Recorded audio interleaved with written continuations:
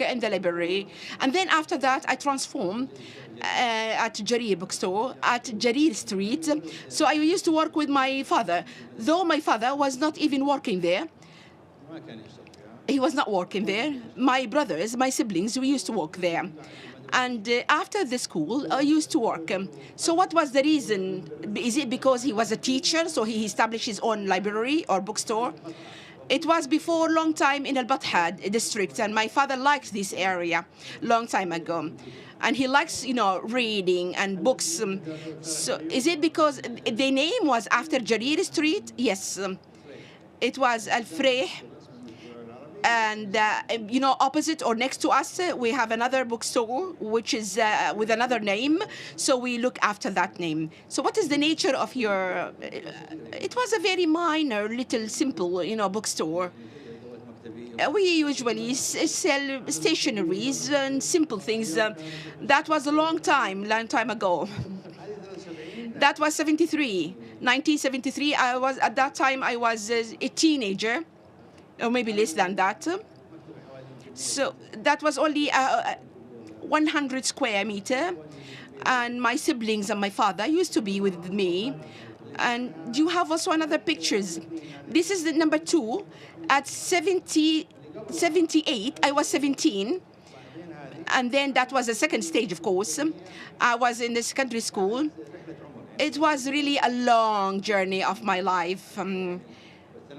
I was in the secondary school. I told my dad that I wanted to work, and also I wanted to be enrolled in the school like evening time. And I wanted to transfer this bookstore into a larger one. And so he agreed. And he told me it was quite difficult to manage between the school studies and, to work after evening. So my father, of course, at that time was a principal. And I used to have 7 siblings. All of them, most of them were in America at that time. And 4 only, they work also in American, and they work also different universities. So it's quite difficult at that time. So he told me, if you calculate it this way and you can succeed, you can go ahead. So, at the beginning, we had a challenge that we want to shut off the business and close it. So this is in size. It's bigger than the first one.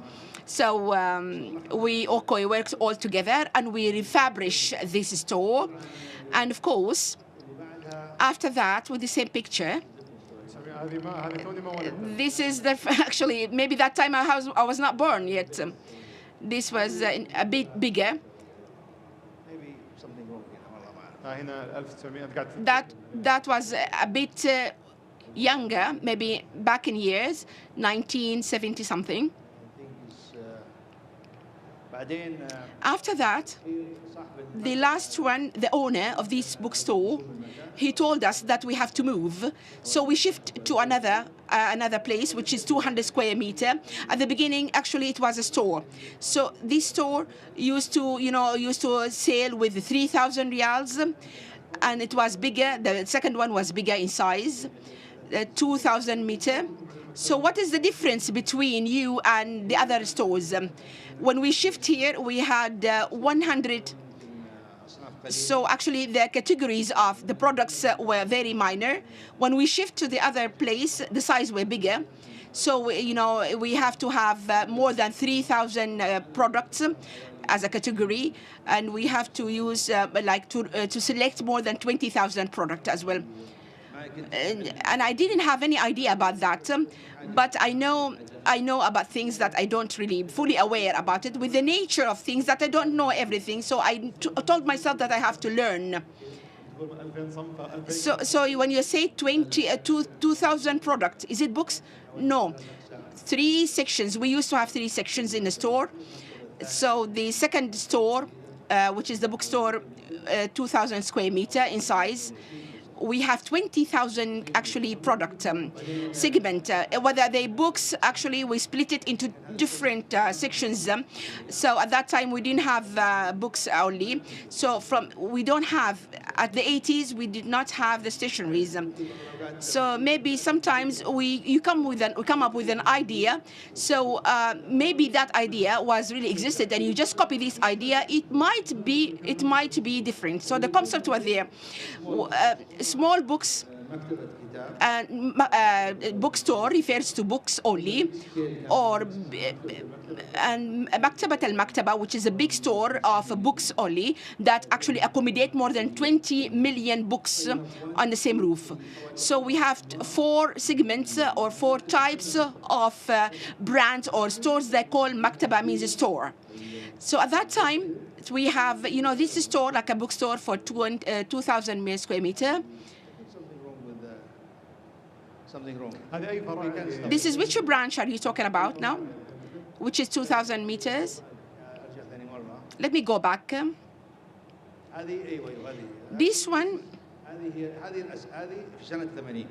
the one I'm talking about, which is at the 80s.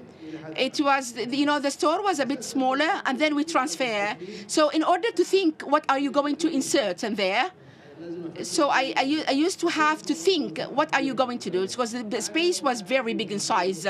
So the big store, 1 meter for English books, and 2 meters for the Arab books, and I have stationaries. So I told myself that maybe I might enlarge the space for English books and Arabic books, and also the stationaries, segments and sections. So these stationaries are for schools and also for administrative or managerial use and office use. So at the end, actually, we end up with 6 to 7 segments or sections. And these 7 sections, so the sections with 1 meter size are being doubled in size. About sales at that time, initially we don't have that big sales. You wanted to have a big store or a big shop, and you thought you might have an opportunity or a chance for, an English book and for Arabic book, and also for the stationaries and for the engineering books and for the medical books and so on. But then after that, we start to fill and refill all these, branches and the segments. And it took us 6 months actually to refill all the shelves. At the end of the day, the idea was not a copy paste.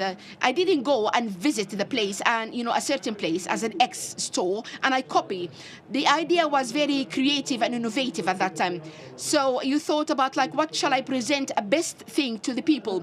Yes, that was my idea mainly. So my experience was comprehensive, was very inclusive. Although that this store was built at that time, Riyadh was not existing with any other stores. They're all shops, normal shops. Yeah, it's just a shop, but it's a bigger shop in size. So we have many minor shops. And that time I was 17 years old. So if you go back again, there is nothing actually to see, to inspire you, to learn. So the main idea at that time, to take actually each segment or section and to develop it for the best experience. And even the big spaces now actually transfer the big store in a place that people could walk around. And yes, of course, at that time, 43 years ago, so if you take someone to design for you a bookstore, at that time they will feel surprised. So now also you need to know there is a door being called sliding door, like automatic door or electronic door. Before 43 years, it was only with the glass shadow doors. So the door itself, actually, we called the engineer by himself to fix it. But we knew at that time there is something new. There's something that we learn from others. What did push you really to go to the designer?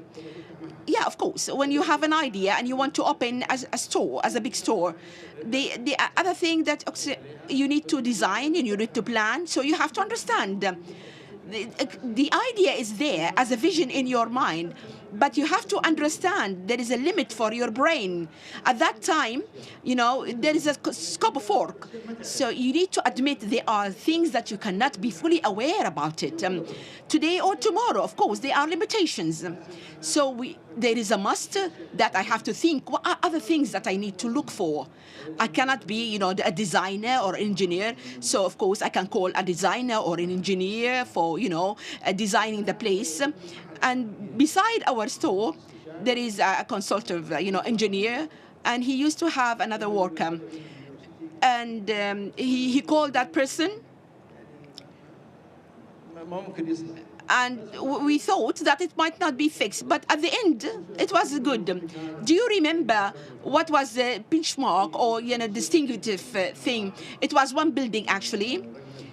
Secondly, all the sections are there. They are different. So you are talking about 43 years back in time. I think my presentation, the slides are not really moving. So the sections are here. You can see. So he told you how to design the sections, yeah? Where to put the stationaries? No, he didn't. So we told him what we want, our desires, how we will build, and we also determine the space. But you should know, actually, even the space that you determine, or the room side, we didn't know at that time exactly what do we need, but it was just an approximate. So my idea here is we have to learn from others. What are the time that you said it was not only a store or a bookstore? That was your logo. So is it because you are only selling, books and also other stationaries? Actually, the idea of the logo, it's not only a bookstore. It doesn't mean that it refers only like a bookstore only for books. It was referring for or to, so like, both segmentations, like for books and also stationaries, and more than that. And then after that, as an experience, as a bookstore, most of the people who are, visit us, they are foreigners. So they always think they're not for books only. So you still actually holding on the idea of a bookstore, or you expand a little bit? Yes, so we thought like we need to continue with the same spirit. So when have you decided to emerge or enter or enroll in the electronic segment or sector? When have you decided? That was actually back on time in Yeah, if there is any slide, I could manage to show them. Let me find out if you could convert these slides to be shown in the screen. Yeah, here in these slides, when we open the branch in Ulayya, there is a place called software. Software, it sells a software like applications, multimedia. So then, at that time, we decided to also enroll in this market. When you have a business in a certain segment, we always set a plan for 5 years. And we measure from where the growth comes, the growth of work, of course. So we're always thinking, what are the next steps? So we've mentioned that the computer section and its expansion that we have started from the programs and software. Yes, the base started from the softwares, the programs and the multimedia sector. So, they are all software, like gaming, and at that time, programs were very important for the bookstore, or they are different. Yes, actually, we thought the idea of having the programs might be an added value to the work that we are working. Plus, of course, back to the 90s, the computer actually being used in a majority of the nation. So the BC started back to the 80s, and then the IBM, and then the computers have started, they're being collected together and assembled together. So we thought there is a market at that time for the computer, so we have started to work on this segment or this section. We have not started with the combined computer. We have worked on the basic computers and the laptops. We have worked mainly on the laptops. Although that time the market actually trends was actually trending or streaming to not to the original computers. So worth to be mentioned that all the markets are not actually started with the branding.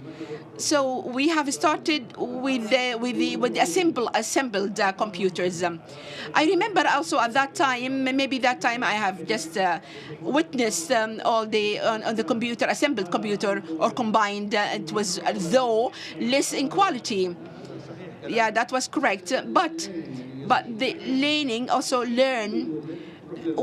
Yeah, the whole market, it actually pushes you to go to the combined computer. So you need to use your brain somehow. So if the market pushes you to take to the, not to go to the brand, go to the combined and collected. So of course, by the end of the day, that all these combined computers will end up. One day it will be vanished. Was it really tired or like different, as it's like you collect the pieces? No, actually at that time, but you have to have a vision. After 5 years or 3 years, where are you going to reach to? Where are you going to reach? Which place?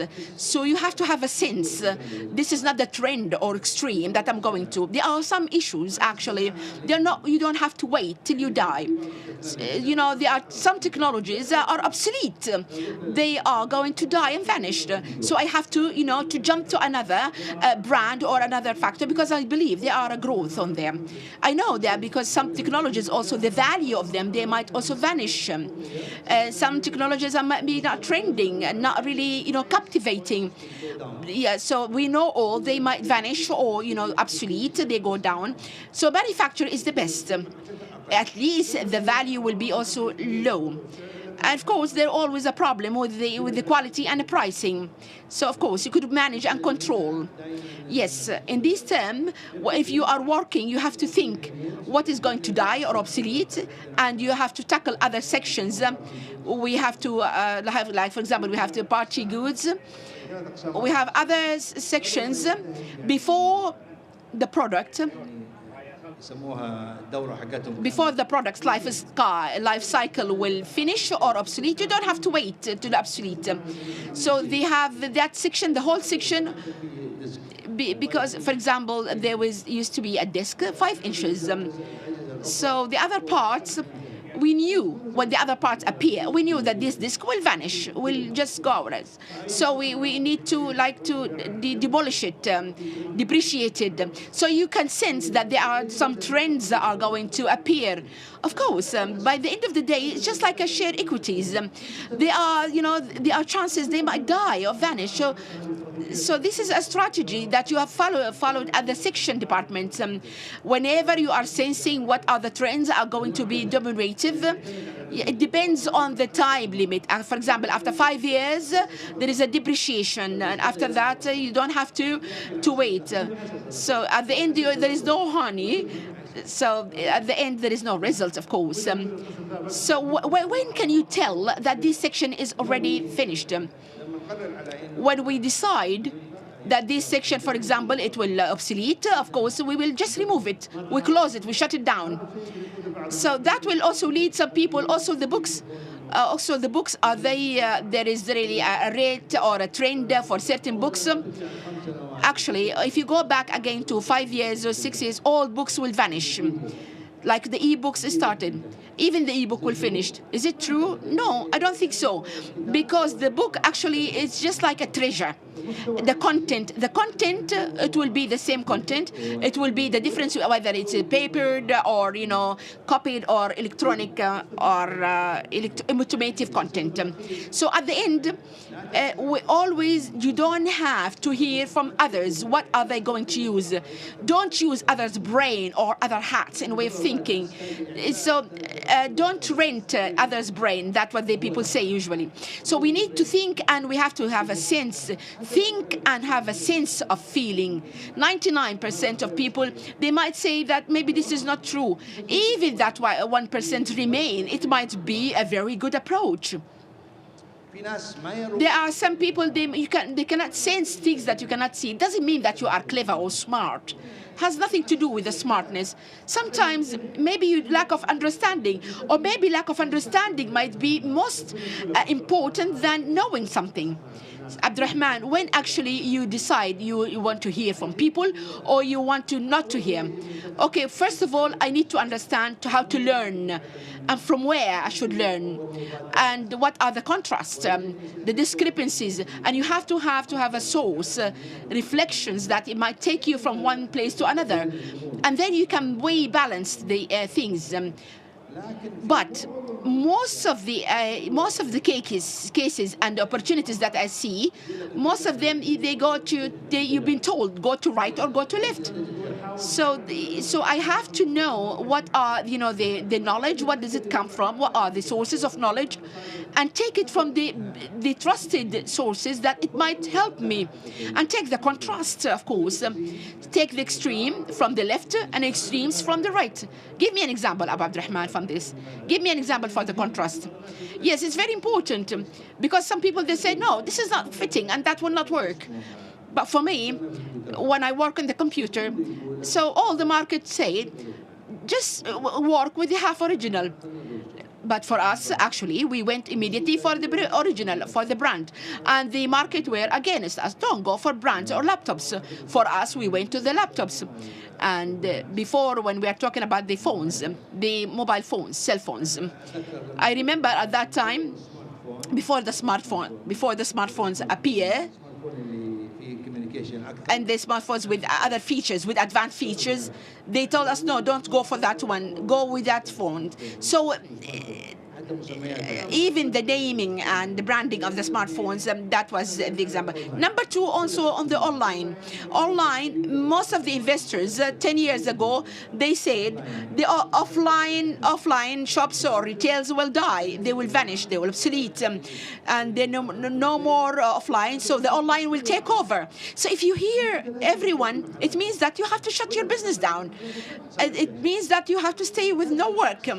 But on the contrary, we need to. We started to open more branches. We extend and expand our work. So if we heard from the market, we could have stopped. And then after the online, we had also more than 40 branches. So in general, they're a bit insane if you listen to people. Yes, people are talking in the market. And, the trends, especially when we compare between the offline and online. So maybe these people are just reading the articles and reading the trends, but they're not really an actual results behind it. So if you compare between the online and offline, so we have two channels.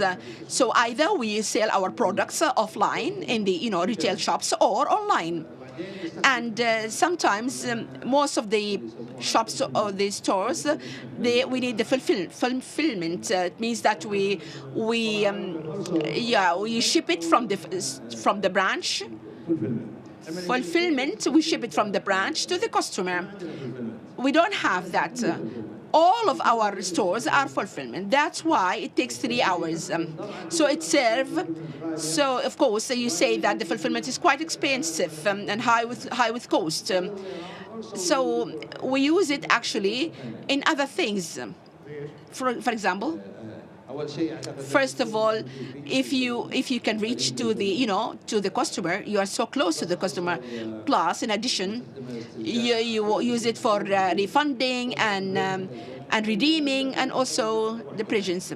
So if you want to work on online, the difference here will be how many channels are you really using. So if you have a presence, or go to. These are the omni-channels. If we are talking about omni-channels, this is a comparative, another part of it. So you use it as a logistic, for the project. Yes, we present also whatever. Yes.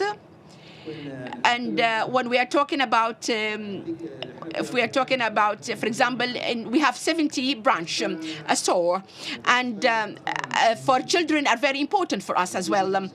This is, we call it customer acquisition. So if you see children who are coming to visit the store a lot, it means these are really your customer for the future customer. This is very important because Customer acquisition, that's what I heard. So it means that you're building a database for a future. Exactly. So the value of the customer, your added value, customer acquisition, it has a value. So and I think myself, this is quite important. So our presence, it's very important to serve the customer in a proper way. Abu Abdurrahman, now, of course, there is really a big gap between, the services when you used to be a cashier and now. So now we're talking about the returns on revenue, and before it used to be 5,000 and 10 billions. What are the difference in administrative size? How to manage that in Jarir Bookstore? How did you really manage to keep the managerial entrepreneurship as a leadership from establishment, institutional work, and a decision maker? So the decision maker, it will be turning into entrepreneur. It will be easier, faster, and it will be really to build the company. So if you want to take it to institutional work, either you manage it as a family business before the governance. The governance will be very important as well. So in order to take a decision, either you take it as a chain level from hierarchy, or you might take decisions in the trends of the decisions, what you want to add, what you want to, to omit. So the long process, you will not reach anywhere. So what is the solution that you are following now? What are you following now? We are talking now about agility. Agility means that all our decisions are very simple. Not simple, it means that all our decisions, like quick decisions need to be made, no complications, and the governance that we have, it's firm governance. So you wanted means that you are so keen to meet with any member of staff who are engaging in your firm or in the key positions to introduce him or to know him more based on your experience. By the end of the day, actually, when you are recruiting people to your staff, I'm not talking about, of course, Mr. Ala. I'm talking about people who are in leading positions in the managerial sections. They are very important members. If we are talking about the quality, and you need to know them, of course. And of course, that might help you a lot in understanding your way of thinking. Yes, I feel like this is quite important anyway. How will he think? Is he annoying? Is he not annoying?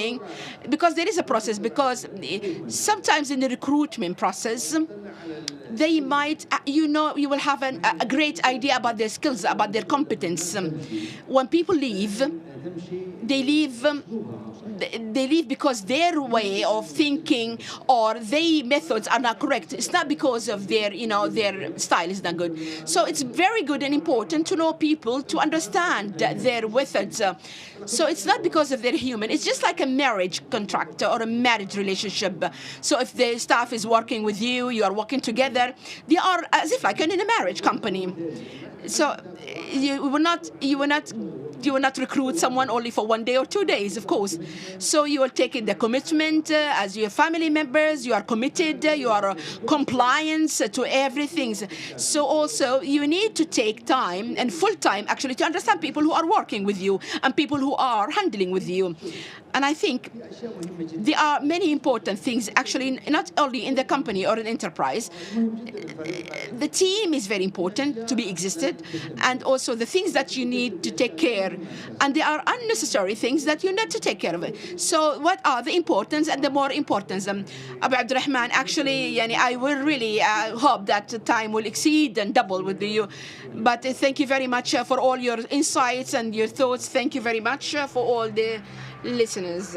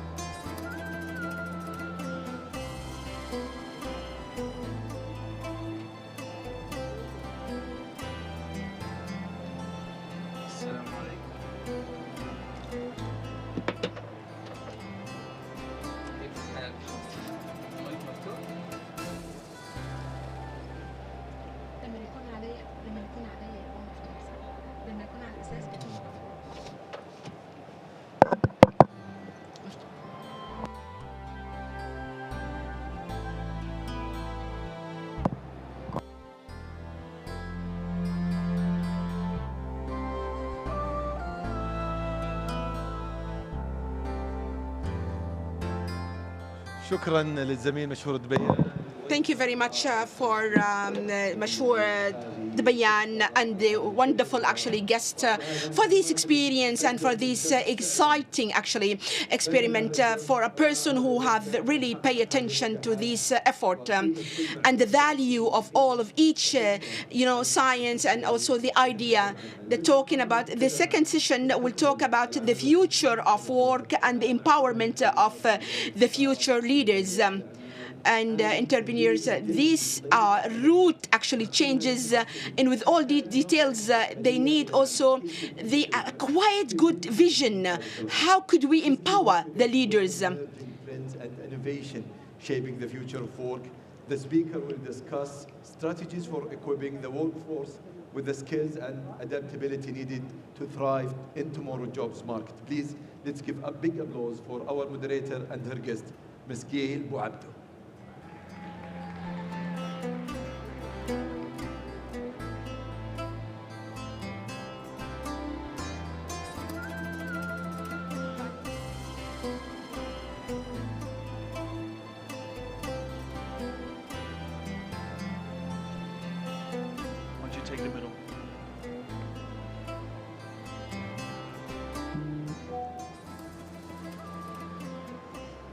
All right, good evening. It's a pleasure to be here.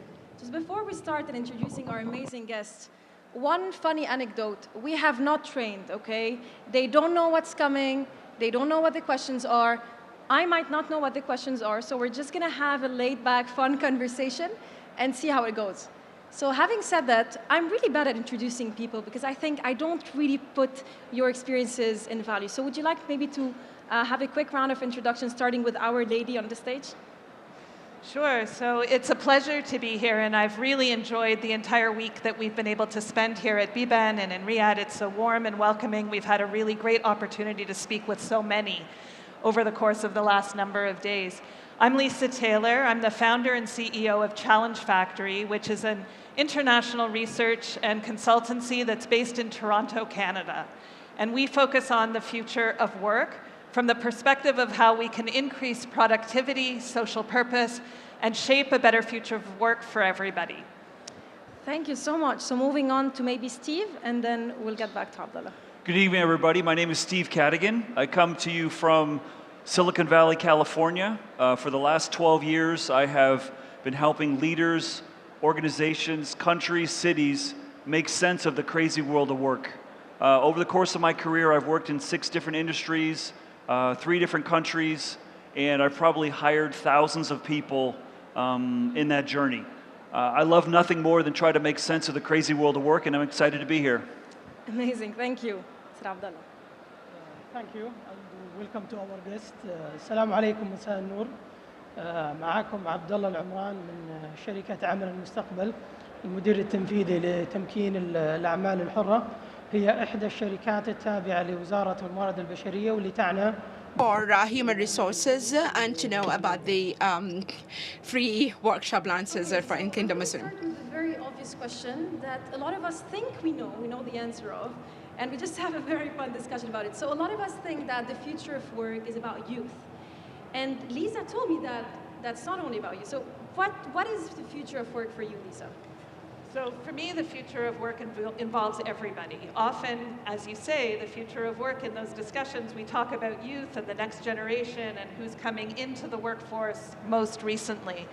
But everybody is in the workforce at all different ages. And in fact, our work gets better when we all work together. And so if we're going to talk about the future of work, we need to be able to really understand demographics, not just for the youngest that are entering, but what's happening with people that are in their mid-careers, what's happening with older workers, and how are we adjusting for the fact that we're living a lot longer than we used to. And so the way that we used to think about when it was time for us to stop working may no longer be appropriate. Good organizations and strategies that really are inclusive and that focus on the future of work recognize that work is for everybody, from recent graduates in their teens and early 20s, all the way through to the contributions that people in their 60s, 70s, 80s make in their communities as volunteers, as board members, as inspiration for new entrepreneurs. That is all part of the future of work. I think the key word here is understanding your demographics. So let's, do some study here. So raise your hand by a show of hand if you are under 30, under 40. Now, some people might not raise their hand after that. Under 50, under 70, so 50 to 70. All right.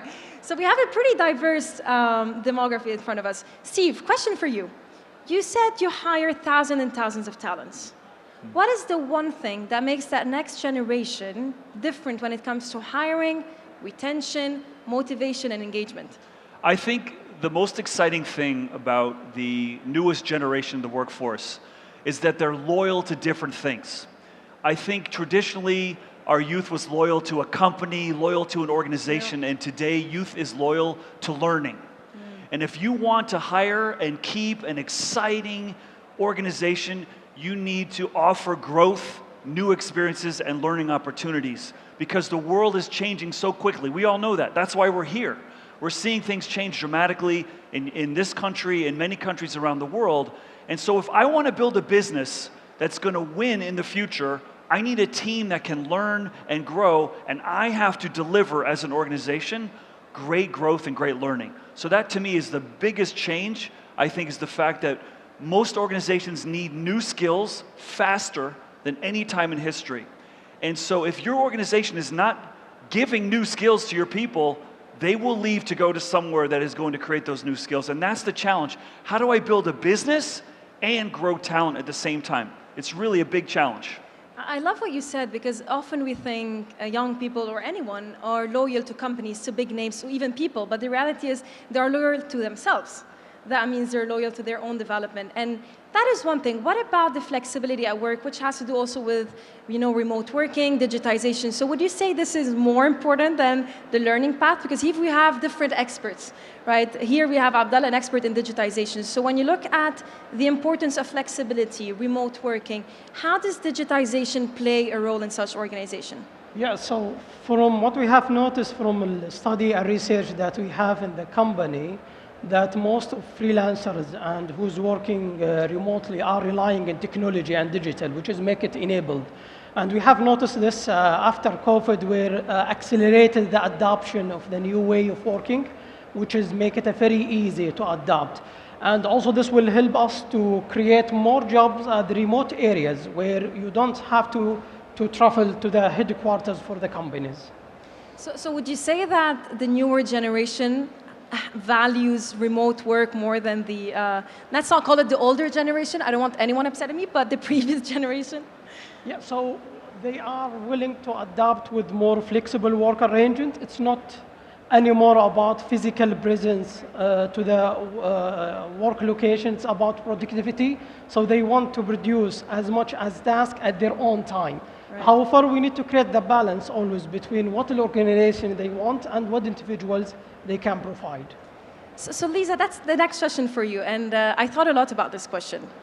You say, and I quote, not you say, people say that you are an expert at redefining career path. You are an expert at redefining a person's dreams, etc. So my first question to you is, have you redefined your career? And maybe you can share with us a personal experience, because that has a lot to do with the adaptability that we're talking about. So yes, of course, I have redefined my career several times. I think anybody, when youth are asking and looking for guidance about, what they should do, they feel like that first step they're going to take is where they're going to be forever. And those of us that have been in the workplace for a number of years know that the path winds and you make changes and corrections all the time. I started my career in technology at the very beginning, in the very early days of the internet, where we actually had to go and convince companies that the internet was going to be important. Mm-hmm. Perhaps something that you can relate to now, given where technology is today and the things you're having to convince executives to pay attention to now. So after a 12-year technology career, I decided that what was happening with people inside of workplaces the way that demographics was changing, and the opportunity to help increase productivity by better research, better career guidance programs, starting with youth all the way through the lifespan, really understanding how people can navigate their careers better was such a compelling opportunity that I left my corporate job and launched my own business. So I went from being a corporate warrior with a large workforce and a global mandate to being a small startup like many of the startups that we see here in Biban. And from there was able to build from demographic change and some of the other trends that are happening so that now Challenge Factory is the consultancy that it is today. But moving from corporate to entrepreneurship was the biggest shift that I made in my own career. Right, and this, this is very interesting because a lot of the times we think that people who just started find it much easier to make that shift. So if I only have a couple of years of experience in corporate, my decision to become an entrepreneur is easier because I haven't invested so much in the corporate ladder, right? But you have made that shift after years. So I can imagine how hard it was to make that decision because you were at the top. And then were you scared? Was I scared? I think it's always scary when you're growing. That's the way that I talk to my team about it. That's when we're doing big things with our clients, shifting economies, doing research in areas where everyone says no one knows the answer, where of course we know there are ways to get good answers. That feeling of fear that you may have just means that you're about to do something you haven't done before, and it's actually an example of where you're growing. And so if I pick up on a key theme that Steve was talking about the importance of learning and continuously learning and leaning into the power that giving people to have the opportunity to continuously learn all the way through their careers, where they have that fear and that feeling of fear, that's actually the best opportunity to help your people continue to grow, because that means they're about to do something they haven't done before, and with the right supports, it's wildly successful for both themselves and their organizations. If I could jump in here, I think as leaders, as a business community, we have to reconcile a really interesting phenomenon that the workforce is facing today, which is we have more new industries in the last 10 years than any 10-year period in history. More new industries. Look at the hundreds of thousands of new companies and new industries. And with new industry comes new career choices. Absolutely, yeah. We are seeing in universities around the world, students changing majors faster than any time in history. So the question is, what industry should I go into? What should I study for what industry? And we're also seeing that the pattern is playing out, causing great career confusion. Yes. And I have this playing out at my home. We have several teenagers, and they also have a choice of working for themselves. I don't know how many of you have teenage children and you say, what do you want to do? And they say, I want to be a YouTube influencer. That's what I want to do. Or TikTok.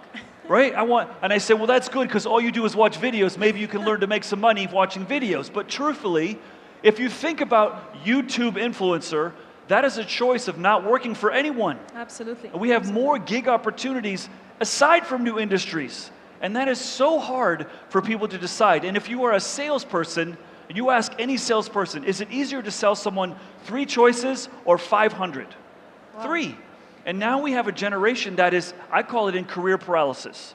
And I think for them to have a career plan, I mean, it's really ridiculous right now. Mm-hmm. And when I was touring around universities I have 2 children ready to go to university, I have twins, going to go to university next year. And when you tour the schools, they ask the wrong question to students the day you show up on campus. What do you want to study? Yeah. And my kids don't know. They don't know. They should ask, what do you want to explore when you come here? And I think that's a dynamic that people say, oh, that generation is really indecisive or they're disloyal. No, I don't think that's true. I think we have a generation that's really struggling to make sense of so many choices. And when I started my career, and Lisa, I don't want to speak for Lisa, but it was fireman, policeman, teacher, doctor, lawyer, and businessman. That's the choice. Engineer. Right. Too. Let me tap onto one very important thing you mentioned, loyalty. Yeah. We've been talking about loyalty, and before, companies used to fear that, let's say, the top consultants would go to McKinsey and not BCG, to Bain and not EY. But now, startups are actually attracting these talents, because talents want to work for startups. And back to your point about this career paralysis, you think that the abundance of startups and scale-ups are kind of encouraging these young people to pick career paths that are less solid but more exciting for them? I totally do. And listen, here's a really interesting phenomenon. And it goes counter, and this is part of the challenge, I think, of the world of work today, is that the model of careers that we built is broken for the future we're going into. And I'll give you an example. If you look at, I live in crazy land, which is called Silicon Valley. It's not a perfect world, but there is more innovation, more creativity, more market value creation, more companies worth more than any geography in the world. And there are more people changing jobs faster than anywhere in the world, and more people doing something they've never done before. And that's different than we're taught. Hire somebody because they have experience. But we're seeing, look at the greatest valuable automobile company in the world right now, Tesla. They hired more people who never made cars before, and they're crushing that industry. And that is something very different that I don't think the senior generation, myself included, we're used to understanding. That is, you're building new value from a base of people who've never done something before. That's just phenomenally interesting. I'd like to jump in just talking about the career paralysis and career decisions and where things are going. And I think one of the really big missed opportunities in most economies today is overlooking that there actually are a whole set of tools that are like a secret weapon that we don't use. And that is the formal field of career development or career guidance. We wait until your kids hit that tour at university and then start to ask them questions. And what leading economies and what leading countries have learned is if you start to embed career education and career guidance right from primary school, if you start to instill that sense of I'm a person in the world and I have values and things that I'm interested in. You don't have to talk about jobs with 5-year-olds, but you can start the way so that people can start to think about how do I choose the things that I want to do that interest me, that continue to build on the things that I want to build on. The formal field of career guidance and career development in every country around the world has an industry association and a professional association, trained practitioners that are often not accessed when companies make decisions or when industries set policy or when governments are looking for how are we going to solve labor market challenges. It's a sector that's hidden in plain sight. And if we were better at starting these career-related conversations early, we wouldn't end up with people in their 40s or 50s that end up in circumstances where then even they would say, you know what, I've been working for 20 years and I don't know what I want to do next. That's a symptom that we're not actually creating a foundation of career literacy. And with all of the talk that we have about what are the skills that people need to have for the future, you can pick different skills and they'll change over time, but the skill of understanding career literacy and who you are in the world related to others is actually one of the most powerful skills that we can be giving the next generation. So let me tap into that and maybe relate what both of you said to get back to Abdallah here. We're talking about career literacy, but at the same time, we're talking about adaptability, about flexibility, about not having a rigid plan. But then technology, I mean, and we're here because 90% of the startups today are about tech. Technology is playing a big role when it comes to learning and development, but it's also playing a bigger role when it comes to either engagement or disengagement of employees. We see the newer generation who's extremely adapting to these tools that companies are introducing, but then the more senior generation is having a really hard time, and no one really talks about the issues that they are facing when it comes to digitization. So to you, Abdallah, here, what are the challenges that you see usually when it comes to digitization, and how important it is to really merge the gap, as Lisa said perfectly, when it comes to not only career literacy, but also engagement in the workplace? Yeah, I think blending the skills is a key thing. So it's only not focusing in technology skills, that's it. But we need to blend it with the soft skills also, with the problem solving, with the critical thinking. Because with the rapid changes that we are seeing in our world, I still remember the first ever Biban that has been here in 2017, where it was difficult to see that much of startup.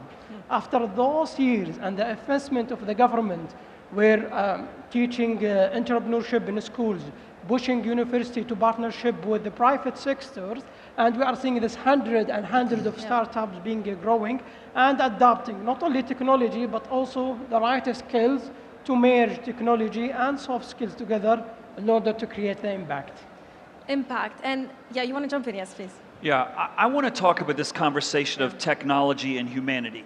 I think one of the greatest things that we face right now with this tsunami of artificial intelligence is it's forcing us to understand what makes us human.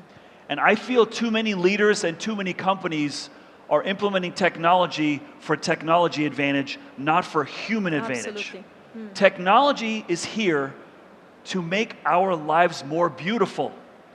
And I don't know about you, but most people I talk to feel stressed, anxious, behind, worried, are feeling victimized by the technology.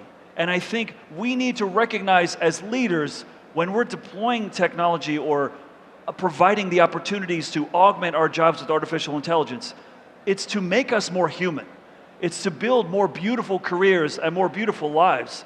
And I think we're not having the right conversation. Most people are saying, how can I use AI to cut jobs? Absolutely. How can I use AI to make you do more work and make your life more stressful? That's the wrong conversation. And I think we need to sort of center that around build more beautiful lives. Yeah, Lisa, you want and to I'd jump in? Yeah. like to build on that too, because I also think that technology is here to make us better. And I think a lot of times we look at how can we be using technology to make things easier.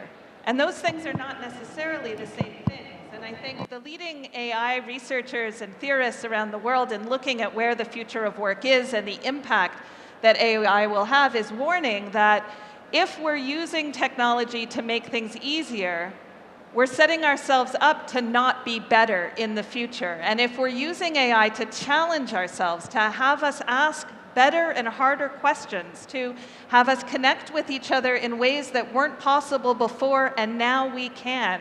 If we're asking the questions around the use of technology for how does this actually improve me and make me better as a human being, then we get ourselves onto the right path where technology actually is helping us advance instead of technology helping us simplify our own skills. Nobody wants a future where we've simplified our skills and are now reliant on the technology because we forgot along the way that we actually should be focusing on making ourselves better. And this is really spot on. In my company, for example, I see two kind of people. The person who finished a task in 30 minutes but tells me it took them 4 hours. And you know, they're there, they're relaxing, they know it only took them 30 minutes. But the person who does it in 30 minutes tell me, give me more. Right. Let me do more. Right. And so, you know how parents are always scared that technology is going to make their children and quote unquote dumber, but a lot of children can become much smarter with technology. It's also about how you use technology and how you really look at your tasks. And Steve, a question that everyone has been waiting, and still we have some minutes I'm going to ask. What is LinkedIn's first chief HR officer? What does that mean? Because LinkedIn started as a startup, right? And it's all about learning and what we're talking about. So what does that title mean? Really means CCO, Chief Crazy Officer. Because when you're in a startup, there is no plan. And I think you alluded to it earlier, and I think it's a great point. And why do we feel all this energy here? Yeah. What is going on? What's going on is when you solve a new problem that no one's ever solved before, there's no rules. And when there's no rules, there's excitement, and your brain starts firing.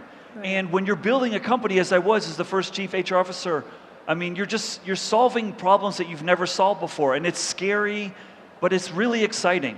You know, and I think that's the draw here. There's no rules in building a startup. And people, I believe, especially the younger generation, like, give me the problem to solve. Don't tell me how to solve the problem. And that's what people are trying to do here, which is really, it's inspiring. Right? I mean, I think we're all should be CCOs, right? Chief Crazy Officers. So that's really inspiring. Crazy in the good way, obviously. Now, just a question to everyone, and you decide who wants to answer. How do we bridge the generational gap when it comes to digitization, when it comes to career literacy, and when it comes to learning? Because something that I've seen is that we focus so much on youth that we really forget our loyal, strong, experienced employees who have been with us for years. So how do we really make sure that no cubicles or stylish, fun environment, but at the same time there are values, that the older generation or the more senior or experienced generation still values? Yeah, so if I can start with that, I think one of the places it's really important to start is to break down where we have assumptions or stereotypes that simply aren't true. So even the assumption that older generations are not as good with digitization or with technology, most of the technologies that we're using today were built by the older generation. And so I think being able to really recognize where there's certain stereotypes that keep us from engaging people that actually have amazing skills and opportunity is one of the ways that we start. The second way is we stop dividing by age. In a lot of, especially in Western countries, we've really segregated our populations by age. We have student housing and seniors housing. We have at community centers programming that's targeted to people with young families or with seniors, or 50+ programming at libraries. We've really gone through our entire society and figured out how can we keep the generations as far apart as possible. And one of the things that we need to recognize in the workplace is work is actually a powerful unifier. It is one of the only places that you will have to accomplish a goal with people you didn't choose to do it with, that are from all different generations. And so intergenerational strategies within the workplace that recognize that this is not a youth problem or an older problem, this is an everybody problem, and we can all work together with valuing, and using intergenerational strategy is actually a very powerful tool for retention, for continued growth, for learning, and for engagement across the entire lifespan. Steve? Just last point on this one. I could not agree with you more, Lisa. I think we need, when we think about generations, we need to ask a question which is usually not the questions asked, which is, how are we similar? But most of us ask, how are we different? And if you focus on the difference, you will find difference. But if you focus on how we are similar and how we are alike, I think you will find common ground. And usually it's values, right? Yep. Thanks. And one last word, maybe Abdullah. Yeah, I think for leaders, they need to foster the culture of innovation, pushing their team to experiment more, pushing them to the limit, to fail fast, in order to learn faster and gaining more results. So we're out of time, and I know I'm going to have a hard time now because they're going to tell me we are out of time. But just in one word, we each have one word, that's it. One word, one advice on how to make every word the future of work. So one word only. Go. Without thinking, what is the first word you think about? Most important skill of the future is the capacity to learn things quickly. That was a lot of words. Quick. Okay, Lisa. The future of work is human. Human. I love it. Keep learning and resilience. Resilience. So please, a big round of applause to our amazing panelists today. That was amazing. Thank you so much.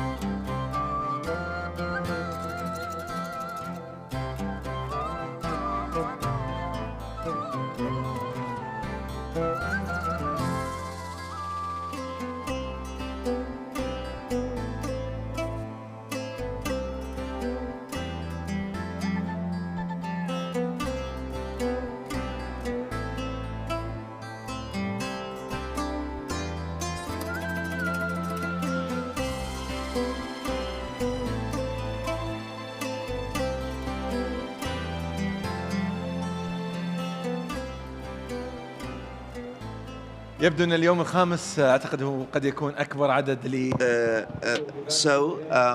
I think over the 5 days we are so happy that we with those who on site and join us virtually. So before we start this session, we have some figures that we will cite. So I would ask those who have startups and SMEs and with us tonight, please raise your hand. And for those who is about to start business, has an idea, so I can see a lot of hands, and the investors who will fund a new business and inspiring ideas. So you can raise your hands as well. The mix that we have between different stages, from the very starts and to be in a new investment round. This is what make Biban sit apart. So you can find a lot of opportunities at Biban. You can see a person who didn't attend the first edition, those who started to do pitching in one of the stands, and for those on the stage and the round investment. I still recall in 2011 at a smaller stage than this one, in less audience, we have an event on entrepreneurship. It was a new concept at that time. I was so excited, and I posted a picture on Twitter. So one said it's a waste of time. It's a waste of time. It's those who thought they wasted time. Now they are the owners of the largest business. You might not have a cluster idea, or however, the continuity is the common ground of those who have the entrepreneurial spirits. That I can see the continuity to believe in the market and to believe in yourself, that this success can generate income, and with this inspiring vision of the country. So the more you believe in yourself and the markets, and to create impact on the community and society, the more chances of success. So we have the accumulating prize, and so when you have this kind of less entrepreneurial spirit, for sure you come to the end of your journey. So the journey is the journey of the person, of the individual, is the journey of the enterprise, to meet, to network, to convince, and to be frustrated, to fail, and to try to explore with all means someone to fund or support you. And with this kind of momentum that we have, the experience will be different. We come to the culture sector, which has advantage, which is cross-cutting with the different projects.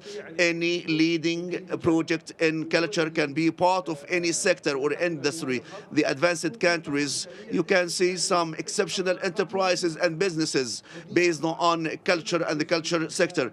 In Saudi Arabia, over the last few years, and the Ministry of Culture and the diversity that we have, you cannot cope what's going on across the culture sector. We have wonderful and amazing opportunities. This panel discussion on this topic and the future of this sector for the SMEs and the entrepreneurs. The moderator of this session is Sual Khamis and Mr. Majid Al-Hagil, the director of the Culture Development Fund, and Nuha Al-Qattan.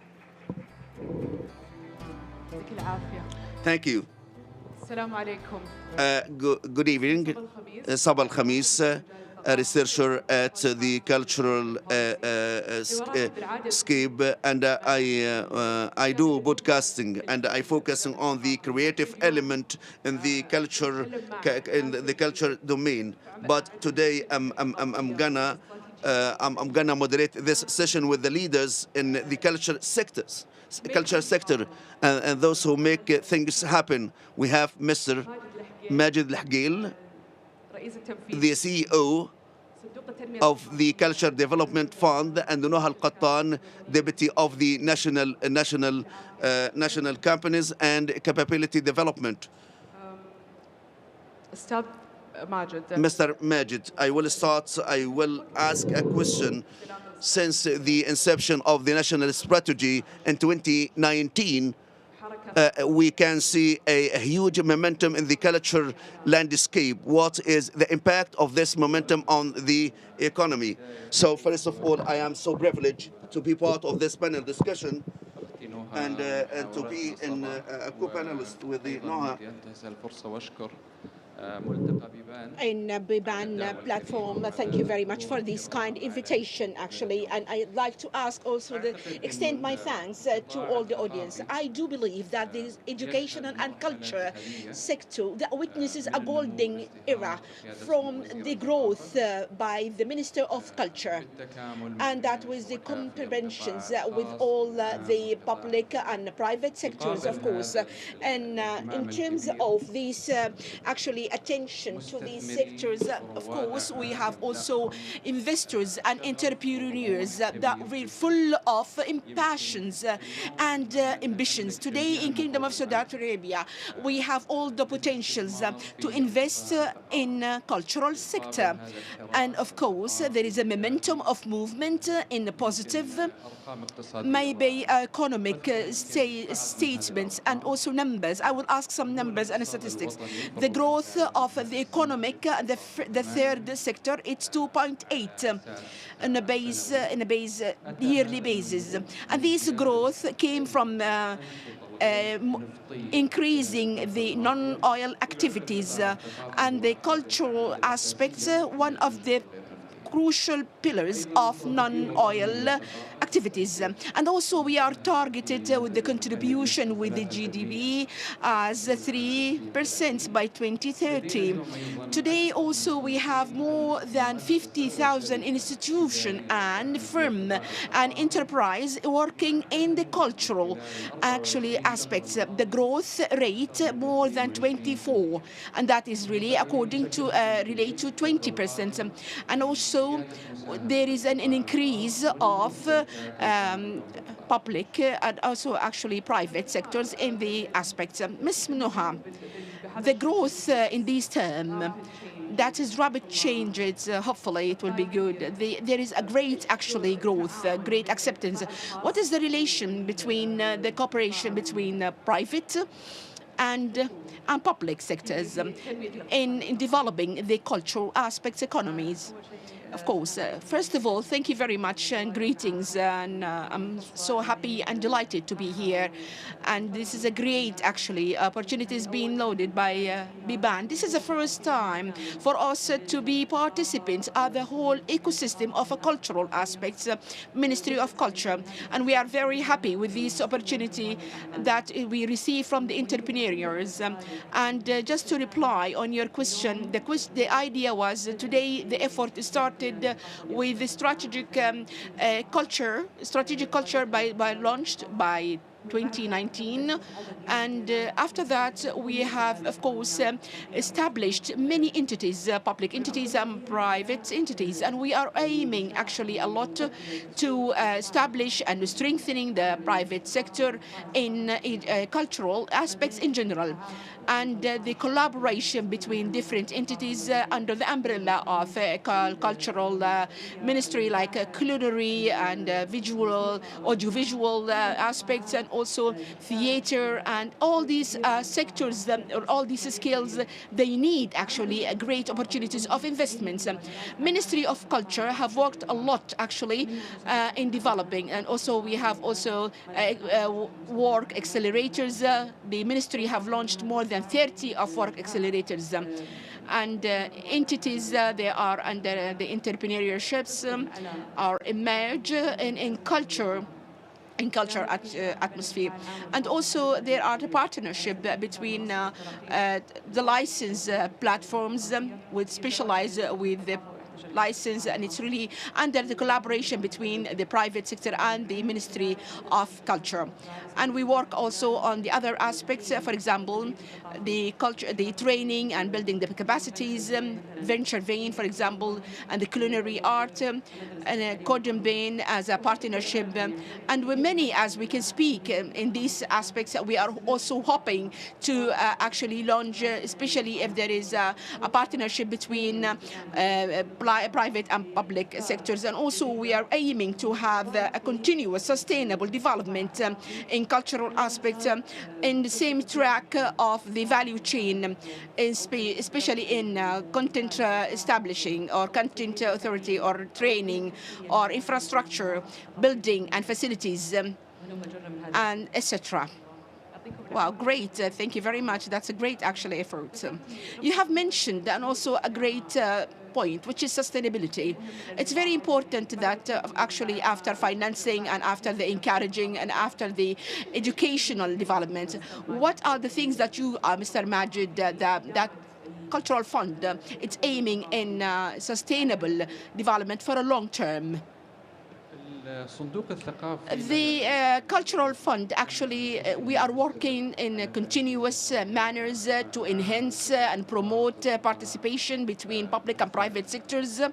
And the third sector. Today, we have a group and set of partnerships in different, of course, sectors, many of which are also working together. Again, from the third quarter from this year, we have established another set of partnerships in different sectors and scales.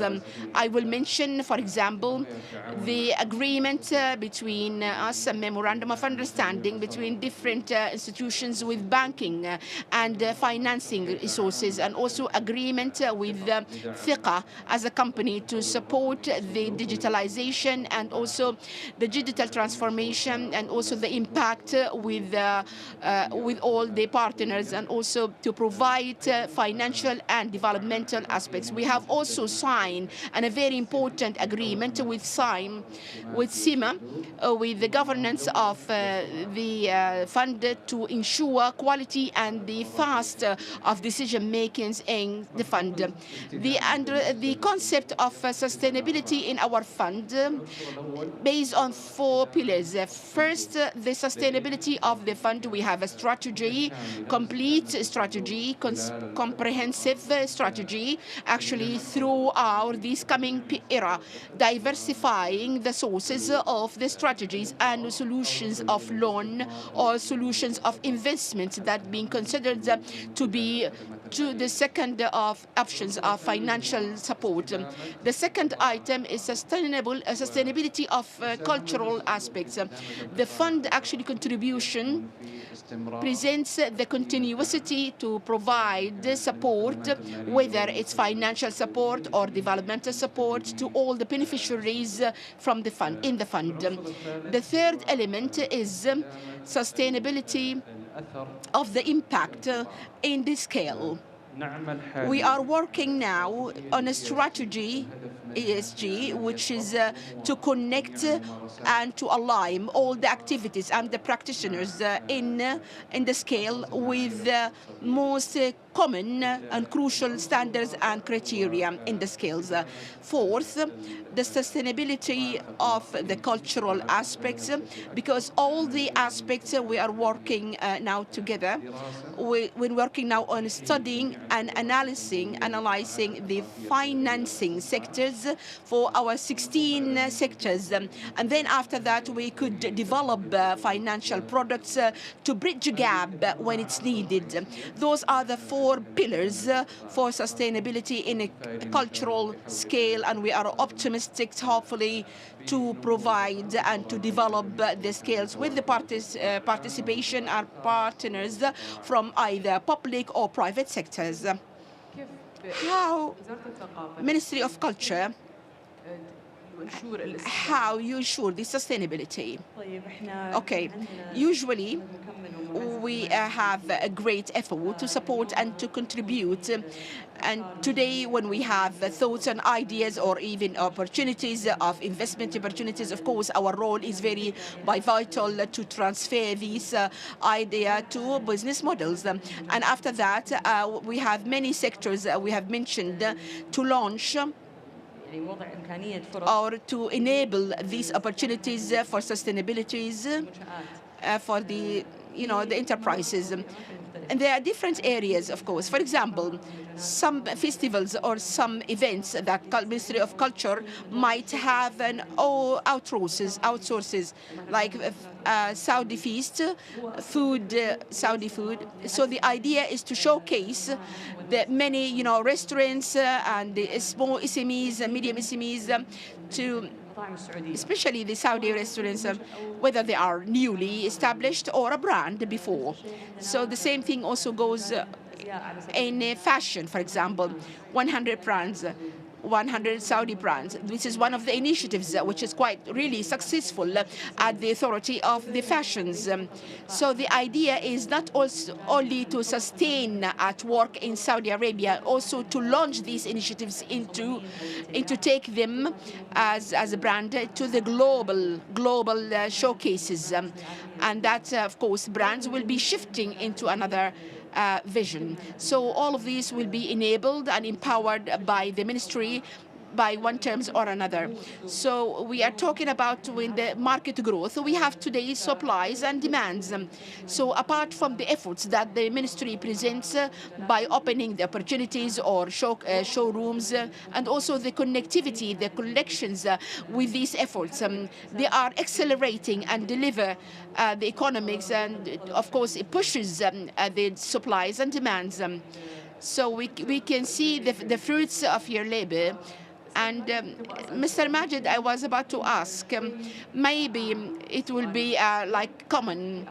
If there is one from this audience, they have a cultural program or projects, what are the steps?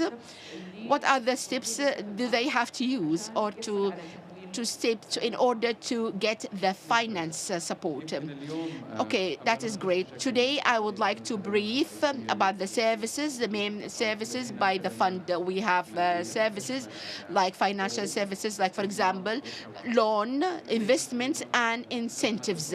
We have developmental, development services, including all the entrepreneurs, non-financial support, like, for example, we are aiming to empower the entrepreneurs. They will be able one day to apply and submit for investment and loan and incentives.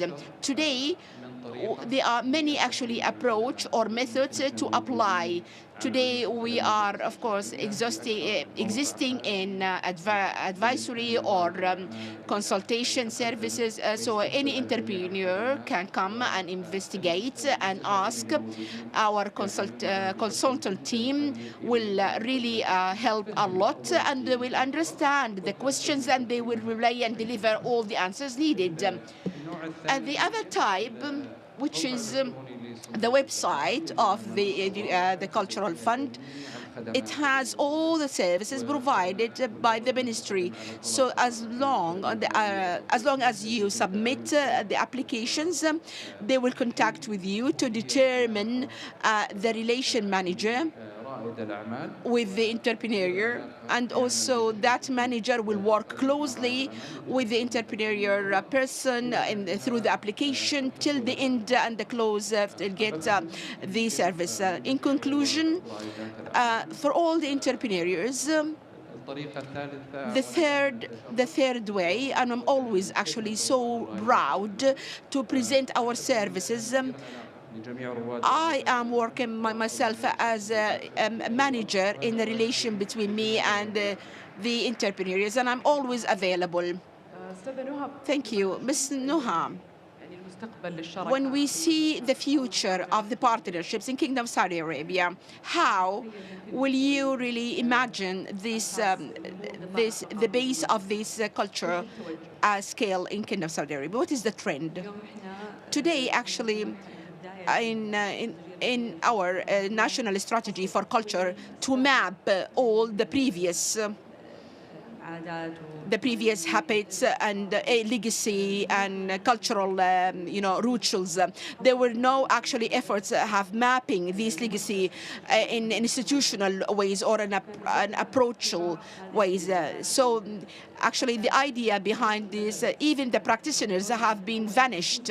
So our role is how to maintain, how to document, and how to republish. After that, then the expansion and of the practices.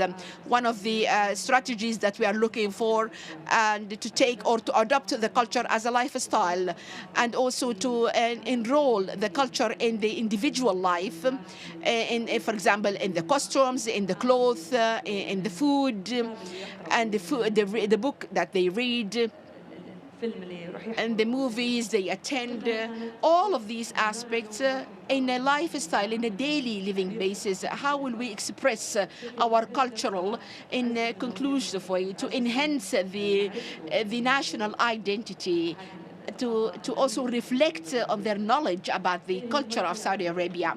So I think a new era or a new phase, we are going to work hardly to expand and publications to take Kingdom of Saudi Arabia as a development in the scale, also to participate with our culture, with the global approach, and to share it with the rest of the world. That also will enhance the cultural exchange, and that will build a clear identity for Kingdom of Saudi Arabia, different from the vision or the identity before.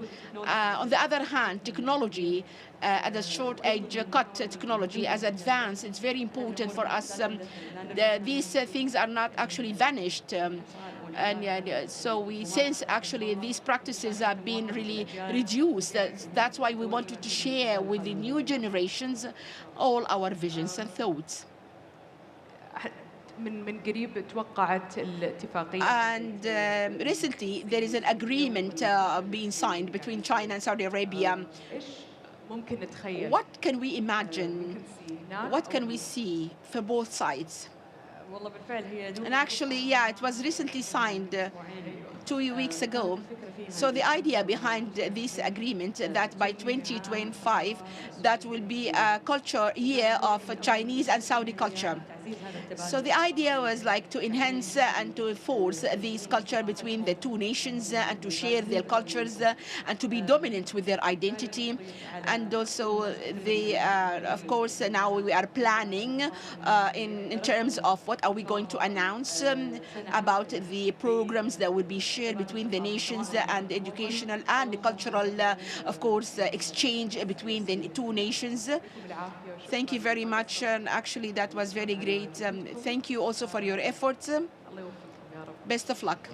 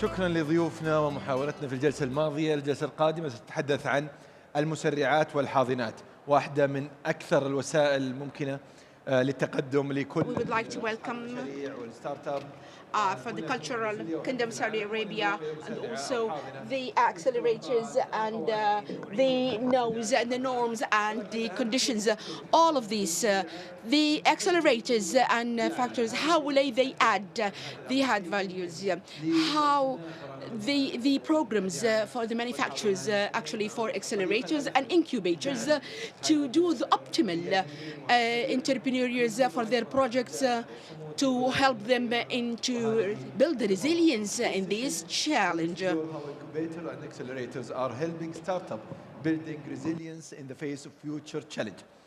Our moderator, Mr. Philip Lemers, and his guest, founder and CEO of Blossom Accelerator Venture Partner, Oryx Fund, Mr. Imun Shakur, and the program designer of multiple incubator and accelerator, Mr. Ammar Mirza, and the director of Aramco Talid program, Mr. Yusuf Al-Ghamdi. Please, everyone, give them big applause.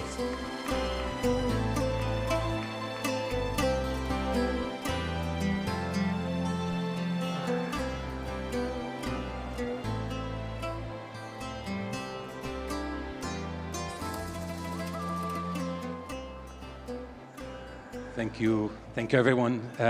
Thank you for the kind introduction. Thanks to my esteemed panelists to join me here today for a very exciting session. We're going to discuss obviously how to build resilient startups, and more importantly also how those resilient startups create and help contribute to resilient ecosystems.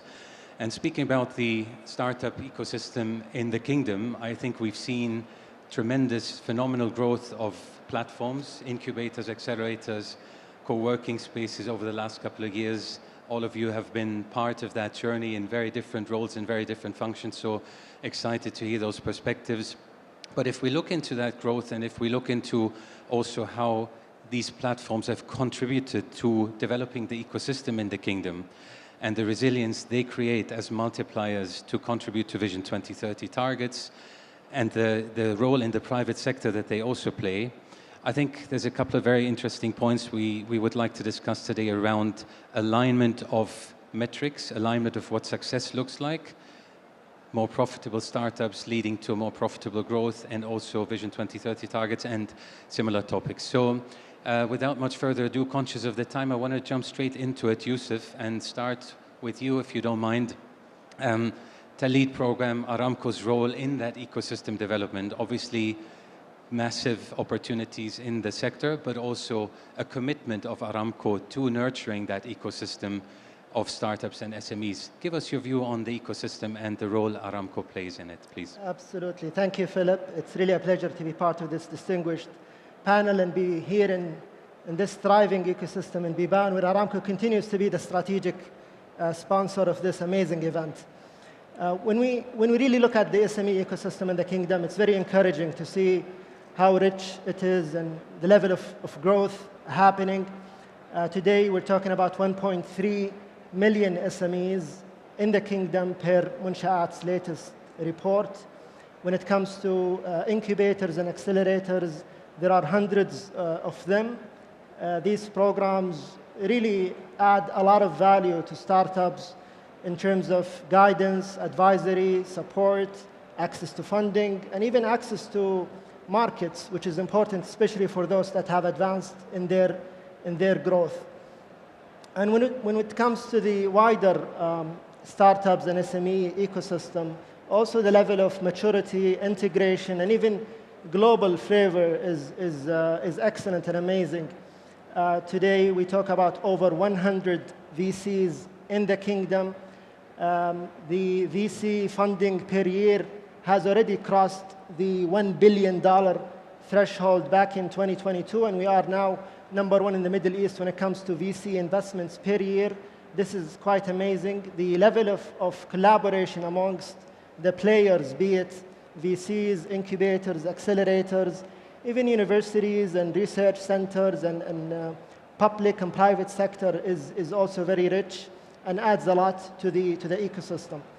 When it comes to Aramco, we are very proud of how much we are contributing to this amazing ecosystem. Actually, we have an organization called National Champions that has 4 programs dedicated to creating new businesses and supporting new businesses. And 3 out of these 4 programs are focused on the SME sector. And of course, we focus on areas that are strategic to Aramco: sustainability, industrial, manufacturing, and digital. The first one of these programs is Lab 7. It's our Aramco's Innovation Product Development Center. So it's more of a deep tech venture builder where innovators are incubated to have the support to launch their deep tech ventures. The second entity is Wa'ad Ventures, which is a $500 million VC fund backed by Aramco, and it acts as a corporate VC company subsidiary under Aramco. And the third program is Aramco Talid, which is Aramco's SME development program that focuses on the creation, localization, sustainability, and growth of SMEs. So all in all, these 3 programs have so far supported, funded, or created thousands of SMEs in the past few years.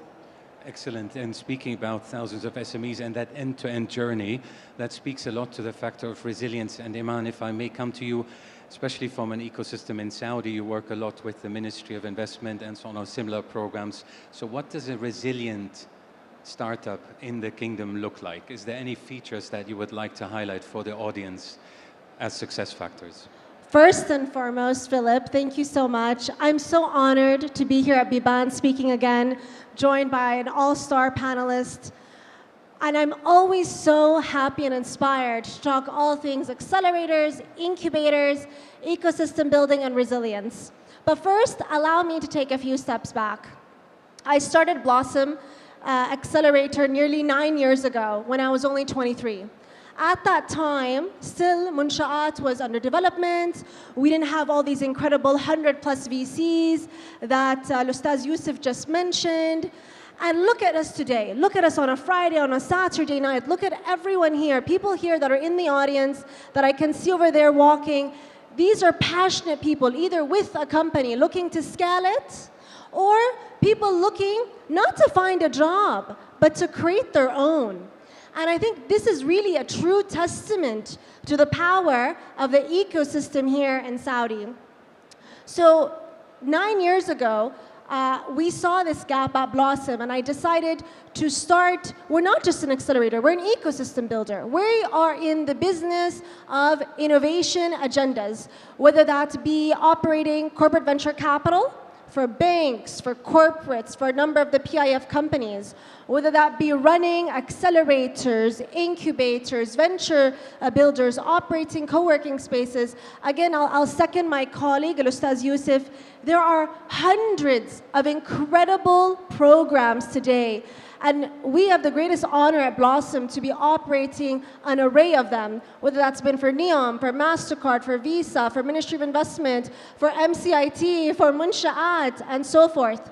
And I think what's really interesting, and I'll get to the point of resilience, but I think what's really interesting is Saudi today, we're very focused on these new, incredible sectors. So today when I talk about startups, right? Startups are the building blocks of any economy. Today in Saudi still, 2 out of 3 jobs are government jobs. So the role of startups, the role of our incredible audience building startups is them building the economy. And now Saudi is focusing on new sectors, whether that be gaming, whether that be space, whether that be green energy, whether that be deep tech with the incredible work Lab 7 is doing. And the role of ecosystem building or innovation programs, I'll call it broadly, has never been more important. Because for any entrepreneur looking to be industry specific or sector specific, exists an accelerator or venture builder or hackathon and everything in between that is part of a given entity, that's either part of a ministry, an authority, a PIF company, a bank, and so forth. And they're really, we're offered the opportunity, entrepreneurs are offered the opportunity to go ahead and go deep and really double down on the things that they really want to build. When I think of resilience, I am inspired by it. I think it's no longer a question of what it is, but I feel it. Just being here, this is my 5th day at Biban, And like I mentioned, I don't think in any other country around the world are young people today spending their weekends at conferences like this.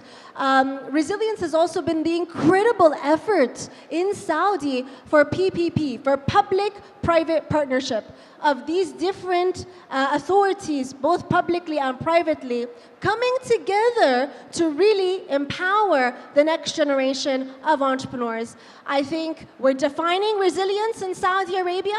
I think we're feeling it, and I think everyone being here today near 8 p.m. on a Saturday night is a true testament of resilience today in the Saudi ecosystem. Fantastic, thank you for this statement and speaking about that and continuing on that. It obviously means programs have to change as well. They have to change how they operate because markets are shifting. The demands change, sort of what resilience means going forward with digital transformation changes. So Ammar, from an international point of view that I also want to bring in, you've built so many different ecosystems over the years. How do programs like accelerators need to respond to that, and how do they need to almost be ahead of the curve and anticipate what the future will look like for those they accelerate? If you can give us. Absolutely. And thank you, Philippe, and once again, delighted to be part of this wonderful panel, delighted to see the energy in this room. And Iman actually illustrates what incubators need to evolve into. And I'm incredibly passionate, not just about Saudi, and it's a wonderful, beautiful place with wonderful people. I come from the northeast of England, and I'm incredibly proud of that. And the people there are proud, positive, passionate, not dissimilar to the people here. And from an ecosystem and an incubator perspective, I think, Philippe, the critical element of predicting the future is actually building it, right? So we talked about generally business models. To be successful, they need to be desirable, they need to be feasible, viable, and adaptable, right? And COVID demonstrated that. So the three biggest enablers are digital transformation, innovation, and now internationalization. And it's something that we've been incredibly passionate about, and developing relationships here with Saudi over the last couple of years and globally as well. But the bit for me where the real opportunity is inclusive innovation, right? So taking lived experiences. So a man ran a business, set up a business, and understood what the challenges were with that in the States and came to share that. And it's about, we hear this term inclusion all the time, and people misconceive it as gender or race or whatever. For me, the future is inclusion, right? And it's about creating inclusive business models that are adaptable, but actually start looking outside of where they are and start looking at alternative opportunities, different communities. You're seeing this in Saudi, Jeddah, Mecca, Medina, all of these historic places isolated, coming together, developing that. Let me follow on that. Just one quick question, because that seems to be a general trend that we're moving from sort of country to country to more to city relationships based on certain sectoral priorities, robotics in Nordense in Denmark and so on. Do you see that trend also materialize from the internationalization that you see with your startups? Do they go to specific ecosystems or to a country? So a bit of both, right? So clusters, we recognize the importance of clusters and how they support one another. Incubators are exactly the same. You learn from one another, you create communities, but we developed two things. So we've always been ahead of the curve. I was, I'm going to tell you how old I am. I was involved in the residential rollout of the internet in the UK, right? I've been involved in innovation for 30 years at corporate level, at community level, and now at international level. And going back to those three biggest enablers, internationalization, the world's a smaller place. Look at here, 151 countries represented. This is where it's really happening. So developing an understanding of culture, understanding and appreciation of religion, right, is critical to that international journey, and developing partnerships with the local partners is absolutely key. Perfect. I want to come to 2 points, one on soft landing and one on sort of homegrown internationalization with Talid program. Maybe we'll start with that homegrown, and then Iman, over to you for the soft landing of international startups into the ecosystem. Walid, sorry. Now I mixed Yusuf with Talid program. My apologies. Yusuf, Talid program. Is it only fed by those that graduate and have grown through your own ranks and through their own programs in Aramco, or is it also open to external parties as well? Great question. It's actually all of the above. So we work within our own ecosystem and with the outside ecosystem, of course, to ensure that we capture opportunities that are relevant to Aramco ecosystem and strategic areas that we care about. So we're open for everybody who can bring businesses that will add value to the resilience of our supply chain, resilience of the SME sector. And if I talk about Aramco Talid program in particular, it's actually only 2 years old. It was launched in late 2022, and we're very proud of the successes it has achieved in this short duration. And we tackle 2 fronts, really. Number 1 is creation homegrown businesses or localization of unique niche businesses in the kingdom that adds to the resilience of the SME sector in the kingdom. And number 2 is supporting wider SMEs that are associated with Aramco ecosystem and the wider industrial ecosystem. So on the first front, just for you to appreciate the market that we're talking about influenced by Aramco. Just last year, Aramco entered into 86 corporate purchase agreements that are worth more than 12 billion riyal. This represents huge market and huge opportunities for SMEs to capture as they go through building resilience and sustaining their businesses. So in Talid, in the past couple of years, we succeeded in creating or localizing 12 businesses. These businesses range from, for example, industrial furnace manufacturing and services to industrial Internet of Things, polymer concrete, which adds significant value to the new, innovative, sustainable construction market, all the way to ESG services, where we brought actually a company from the UK that is now supporting SMEs in the kingdom to uplift their ESG best practices. Also another company related to carbon offset projects. So all of these localizations are adding significant value to the supply chain and resilience of the ecosystem, but also adding jobs and GDP contributions. On the SME support front, where Talid acts as a non-traditional incubator or accelerator, we offer SMEs with variety of unique offerings, and we have supported so far more than 1,600 SMEs. So we actually partnered with the top business consulting firms, McKinsey, Bain, E&Y, and the like, to avail free workshops and free consulting hours to SMEs.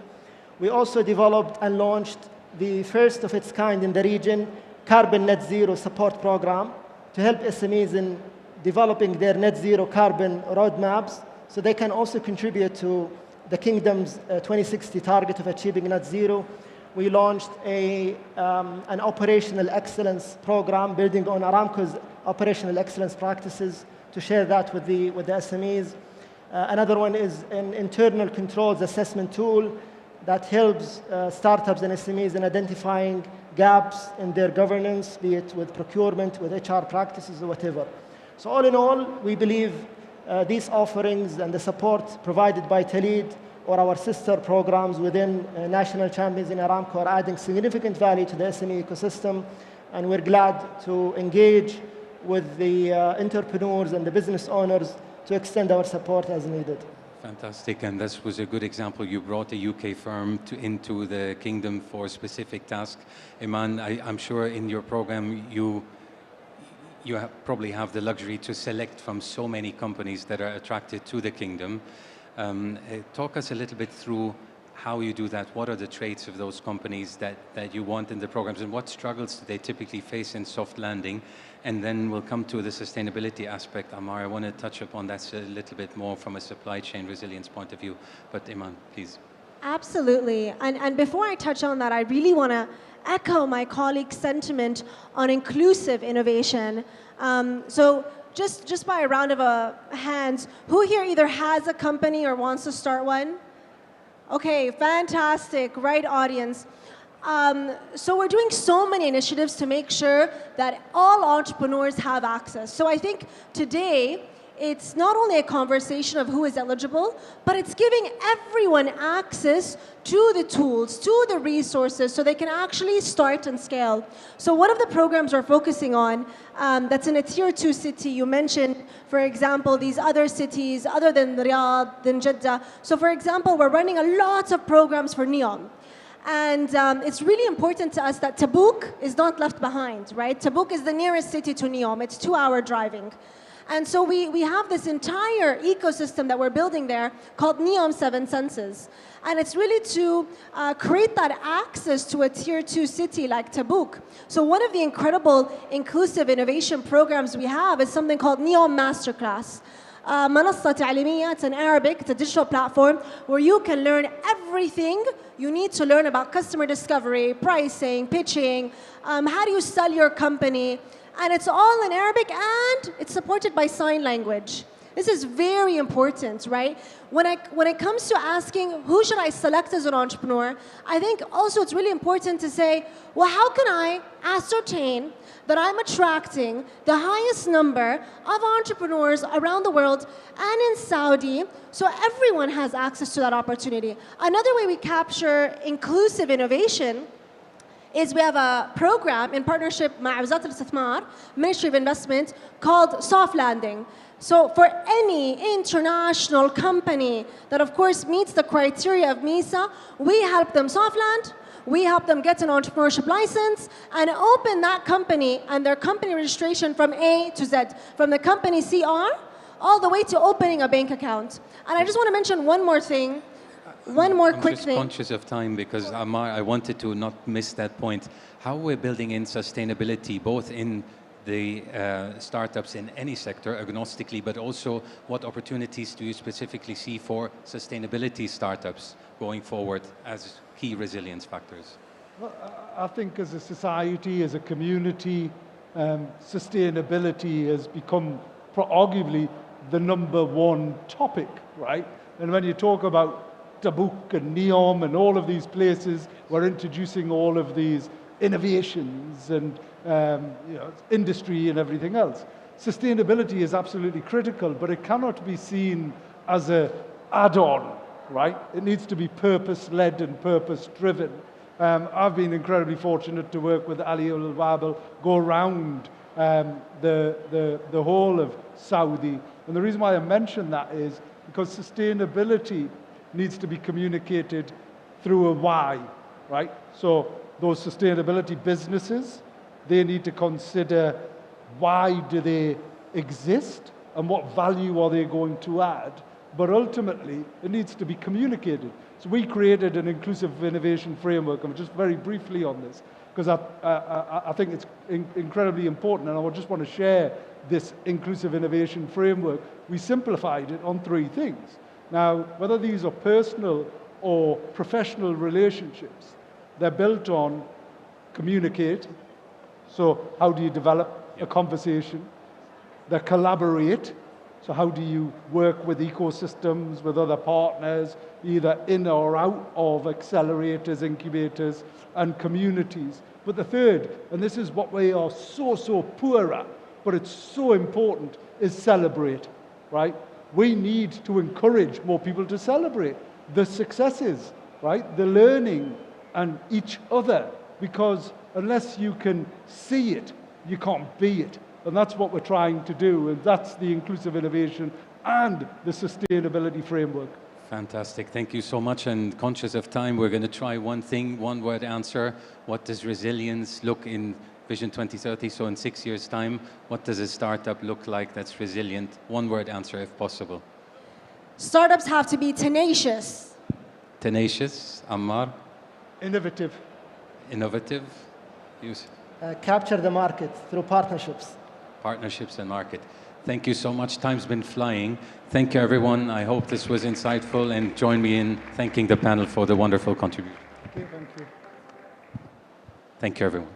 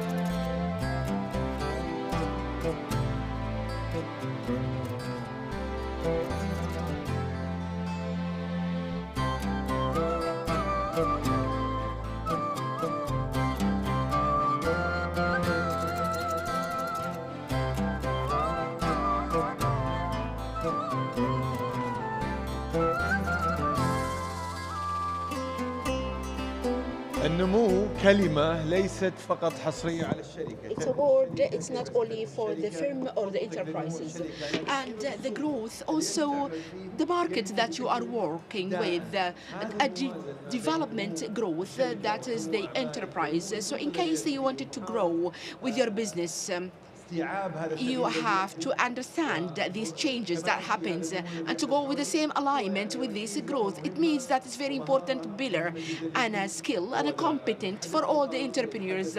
Our next speaker will talk about this topic. He's a CEO, a co-founder of Chaco, Abdullah Sheikh.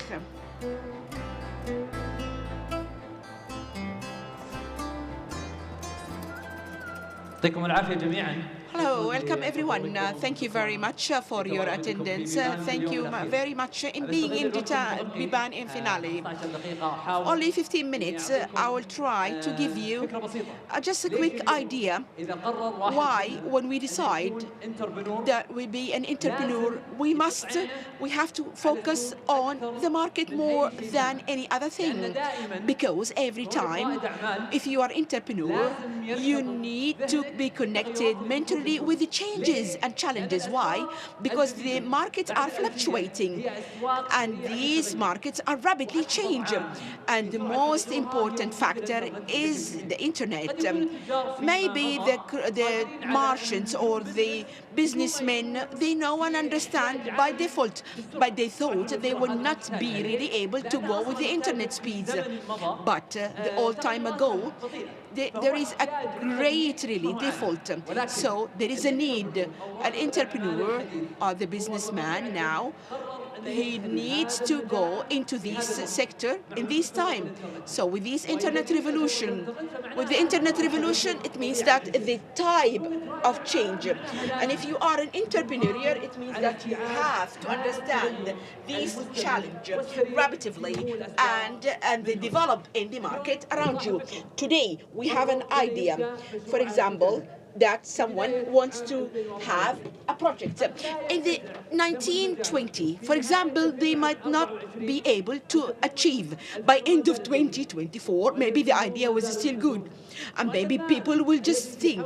And this money that he has, maybe he thought it's enough to build this idea. Within 1 year, it will be able to have a renewal.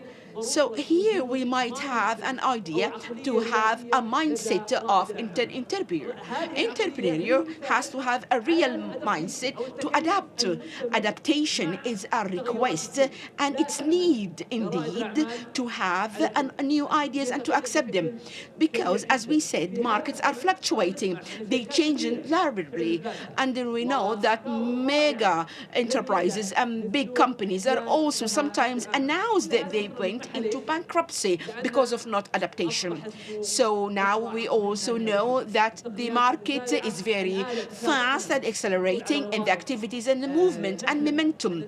And so if we we are not able to adapt and to change our mindset, we might not be able to succeed. So maybe other tools like AI and artificial intelligence and generative artificial intelligence might replace our thoughts and our reasons. In brief, entrepreneur, what does he need in this time that this is an accelerating market? Three main things that I think it's majorly crucial, very crucial in this situation. First of all, the ability to learn. Ability to learn, it's the ability of a human to have the exact right information and the exact way and the right way. So the ability to learn, it will lead you to decrease the gap between the things that is appearing in the market. Number two, the desire to learn.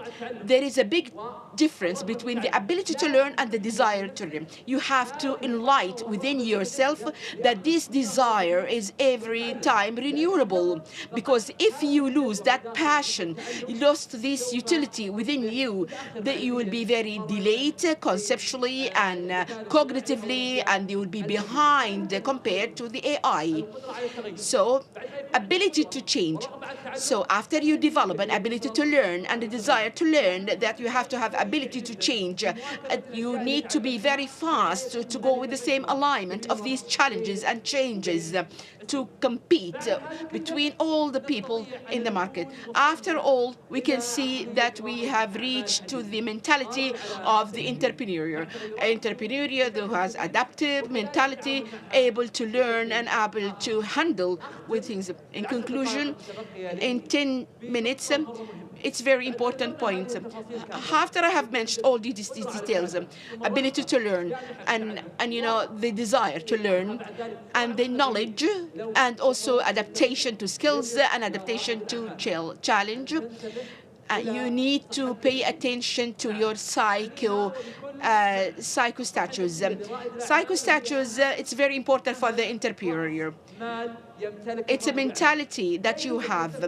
There is no an investor who wants to really invest. Don't pay attention to a glamour, brilliant ideas. These are all don't pay attention to. Don't pay attention to opportunities, because opportunities are coming over and over. But pay attention to your health, to your well-being, to your psychological situation. Why? Because 80%, according to the statistics, proven statistics, 80% of the entrepreneurs suffering from psychopathies. Some of them maybe will be 40 by anxious anxiety and burning, and then even burning like in career, and burning on passion, lack of passion in general, and rest of that. So those are all due the pressure at work. So sometimes, if you're not ready to face these challenges rapidly, that you might cause any psycho-emotional default. So my question is that my advice, I'll just be ready for many reasons and many causes for the entrepreneurs. Based on my experience, I might summarize it in 3 points. First of all, the expectation, the size of expectation sometimes for the entrepreneurs.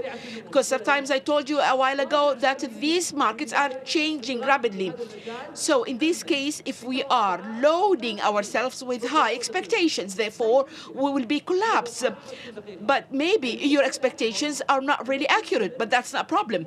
The problem is that you continuously are really following with these expectations, and these expectations might be very difficult and impossible to be reached. So you have the ability to adapt and to moderate and to up or downsize your expectations. Maybe also your idea, it might be new as in a concept or a scope of work. It might be brilliant, it might be nice.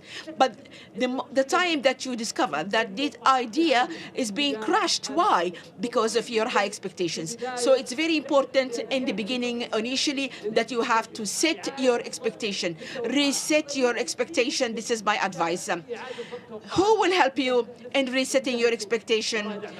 Who you need? First of all, you need to hear yourself. It was very clear. Second, the models in front of you, there are many errors, there are many unsuccessful, unsuccessful models. So unfortunately, we are only focusing on 10% on the success stories, but we never pay attention for the other side. But these people usually, and unfortunately, they are not complete in succeeding. So don't believe that you go in this matter. Don't also expect that the success will be fast and expected. This road might be very surrounded with obstacles. It might take long as a journey to approach. For example, 10 to 20 years. That's why don't dream with wealth and don't dream with unexpected things. Not unless this journey might be very, very long. Third, listen.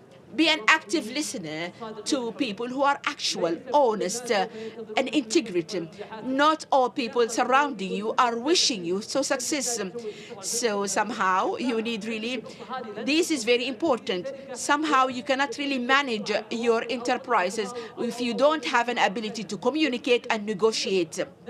So build yourself, build your capacity, try to communicate with people who are mature enough and listen to them. Number two, the entrepreneur actually, or SMEs aspect, it's not the easy way to build your wealth. It was only the first road, but many staff, traditional, employees, they might think of the revenues or return, but not all the traditional options or ways are being bathed, and they might not have a good returns. Some returns might be maybe not be like an absolutely successful. It depends on the ideas. It depends on the beginning that you are starting. So don't believe and don't really memorize the quick wealth acquisition based on there are many actually ways and methods, especially when it comes to how to manufacture and how to build a real wealth. You need to think, because there are many options, an option of which is to have a clear vision in front of you. Another plan why the entrepreneur has to take care of his well-being, it's the social connectivity. Maybe you will be able that in an environment that will not understand who are the interviewers. They might think that you are just a normal employee, and you might come back home. They don't understand that every day that you are sitting with your family members, you want to prove your ideas. They might blame you. Why you're always upset? Why you're always panicking? What has happened? Why you did not go and visit your uncle or your cousins? Why and why? Of course, at this time you will feel frustrated. You might feel that where am I? Am I really in the wrong place? And who are being surrounded with me? People are not, and so maybe you will be under pressure, but maybe you will be also shut down. So you burn yourself. You might be also frustrated, and you might be also giving up. But don't go back and start from the scratch to be a just normal employee at the company. So if you are an entrepreneur, you will have to have patience, persevere, planning, designing. So these aspects are very important to take care of. And also the social aspects and the economic aspects. If you have the ability to reset all the factors surrounding you, if you are not able to do that, you will suffer a lot. Why? Because you will face challenges and you will face obstacles. You won't be able to continue. You won't be able also to be connected to the type and the idea of your work. And you will be disconnected from the world around you.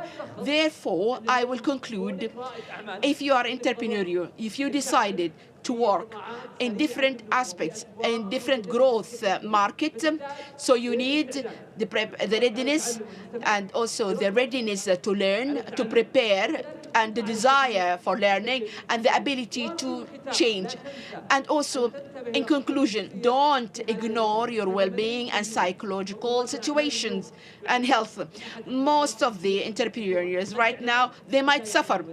They might not even know and admit they are suffering.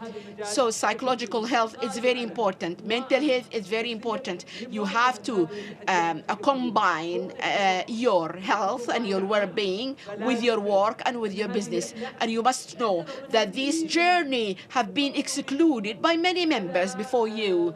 But then, and it really, some people really went to the comfort zone, to traditional area. They want to feel comfort. They don't want to take an advantage for this adventure. But for you, if you want to succeed, please just take my words into grounded. Thank you very much.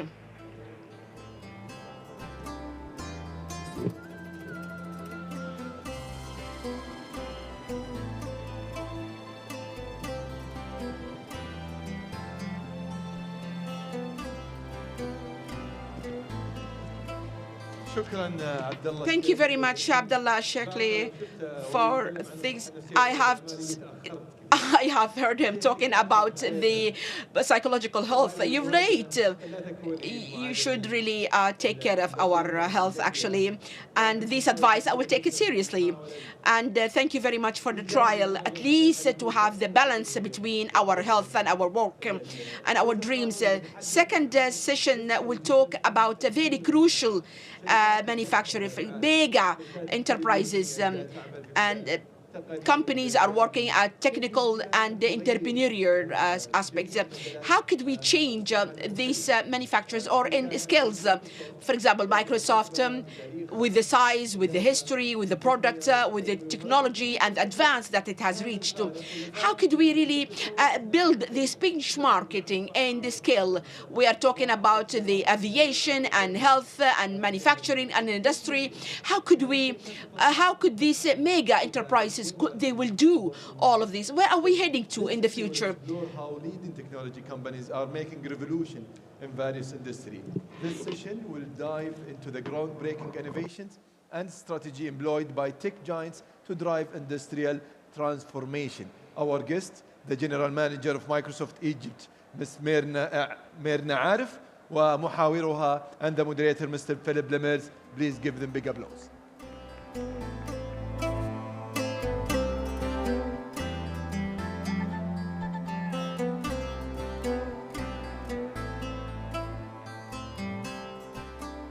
Very good evening, everyone. It's me again. Just came from the other session. But this one's also exciting, obviously. We're discussing about how tech titans, in this case Microsoft, not only shape the future of various sectors, but also are part of the active delivery of that change and the potentials that are being leveraged through the sectors as well. So, and specifically on AI, I want to start on that. Obviously, it's influencing a lot of sectors, from healthcare through finance, through education, through agriculture, and all sorts of different sectors, but also comes with its challenges that we're going to tackle. $1.8 trillion market in 2030, massive potentials. On the sort of downside, from a sustainability standpoint, I think GPT, teaching the GPT model 3 had, if I remember correctly, the energy consumption of 130 US households in a year, 30 times more for the upcoming AI applications and so on. So there's a sustainability element. There's also a data privacy element. So it's good, and it will also help reduce carbon-2 emissions and so on, but I think some sustainability concerns as well. So having said that, let's maybe start on how is Microsoft actively driving, bringing AI to the region, to Egypt, and how do you utilize it? مساء الخير. Good evening, everyone, and it's an absolute pleasure being here, and thank you, Philip. It's always a pleasure connecting with you. I think you touched on so many topics, and there is a lot we will be talking about. But first and foremost, I think we can all agree that AI is the biggest breakthrough where our generation is really witnessing. It's not just changing how we work, it's really changing how we experience life altogether. So, and again, was Microsoft really leading on the front lines of AI? We not only feel privileged that we're bringing such massive change to the world, but we also feel super responsible that we need to do that in an ethical way, in a responsible way. So there is a lot that we're trying to do. So specifically, and I know we chatted earlier, you're using Copilot, so the way Microsoft is really thinking about AI, and I really love that name we came up with for our product. It is the Copilot. We truly believe that artificial intelligence is going to be an accelerator for human ingenuity. It's not, unlike so many fears and so many people that think that AI could replace human, it will not. Ideas will continue to come from human. On the contrary, it's going to augment and uplift our abilities and our capabilities.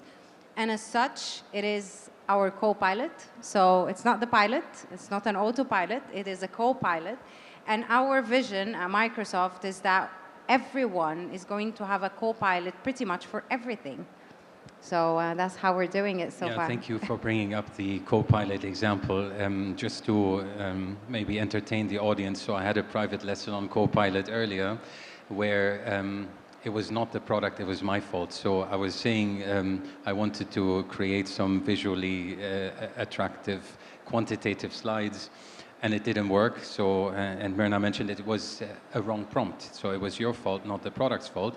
And that leads me to I'm a bit biased, you can I imagine. know. But it's maybe leading me to an aspect of capacity building, capability building, both within Microsoft, but also externally. How do you interact with your clients, your users, your customers, and how do you upskill your own staff to be able to deliver this promise?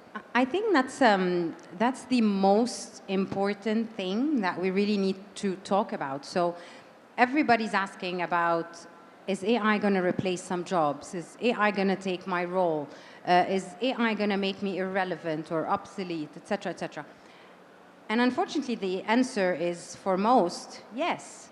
But that doesn't mean that it's not going to create other jobs, other roles, other things that we haven't even thought about as we stand today. I mean, I think a year from today, there will be even roles and jobs that we know nothing about. And that's the beauty of it. And here comes the most important task that doesn't only sit with big tech giants like Microsoft. Of course, it's part of our responsibility, but it is the responsibility of each and every one of them. How do we make ourselves relevant? How do we continue to learn? So skilling, upskilling, reskilling becomes super important in the new era of AI. And I'm saying reskilling because I'm not only talking about the new generation and the new workforce, where we now can infuse a lot in our curriculum and systems, etc., to really prepare the new generation of employees and entrepreneurs, etc., to leverage AI. But we also need to upskill our existing employees, and we need to reskill those of us that will have jobs that need to transcend to a different role or a different perspective. And we take that to heart. So some of the stuff that we're doing at Microsoft at large is a global AI skilling initiative. So it's part of our global skilling initiative. These are AI learning paths that are available through our LinkedIn Learning. But we're also doing that localized training in every country. So in Egypt, for example, we have a skilling initiative that is very close to my heart. We call it طور وغير, which is basically develop and change. And it has been an initiative in collaboration with the Ministry of Youth and Sport and the Ministry of ICT, has been there for 10 years, but we keep adding to it. So this is a skilling initiative that exists in the 27 governorates of Egypt. In the past 4 years alone, we were able to skill more than 1.8 million youth across the country. And we recently added an AI skilling path to that initiative as well. We call it AI literacy, so the one-on-one of AI, pretty much. So this is going to be the biggest, most important tools, skilling, learning, and building your skill set in the new era of AI. Fantastic. And you spoke about sort of responsibility of Microsoft, and I would assume you work a lot with governments But not only are they using your products, but also I want to understand a little bit, are you involved in any sort of policy-making work, making sure that the broader ecosystem benefits from ethical use of AI through the influence that tech giants and also Microsoft have in this space? Absolutely. So as I said at the beginning, I mean, we really believe at Microsoft, if we are going to bring technology that is going to change the world, then we need to do that responsibly, and we need to do that by design. So we take responsible AI to heart. We've devised a responsible AI framework that has 6 key pillars, pretty much, and these are more or less the questions that everyone is asking. So the first pillar is around fairness. How do we make sure that whatever AI systems, platforms, applications that are being developed are going to be fair? They're not going to be biased. The second pillar is around reliability and safety. So like we've done with the automobile industry, and I know you have a good history there, it's super important that with this new technology, we devise the system to make sure that the technology is going to be reliable. I mean, if we're going to have AI agent taking some decisions and assisting us with decision, we want to make sure they're reliable, but we also want to make sure if we're relying on them, then they are safe. So this is a huge pillar that we're working on. The third one is around privacy and security. So the same work that we've been doing with information technology, now we need to take it to artificial intelligence. Then the fourth pillar is really about inclusion. And in my opinion, it's one of the most important. How do we make sure that when we bring AI to the world, it doesn't leave anyone behind? And in my opinion, I think that AI is a fantastic tool to ensure we're being more inclusive. Think of accessibility. Think of how it can help people with hearing impairment, with visual impairment. I mean, there is a lot of work. Think about women, for example. I look at my own country, and there are so many fantastic women who are really equipped, who really want to join the workforce, but they cannot because of cultural reasons. They have to sit in their villages, they cannot travel. Now with AI, with technology, they can leverage those tools and participate in the global workforce if they want to.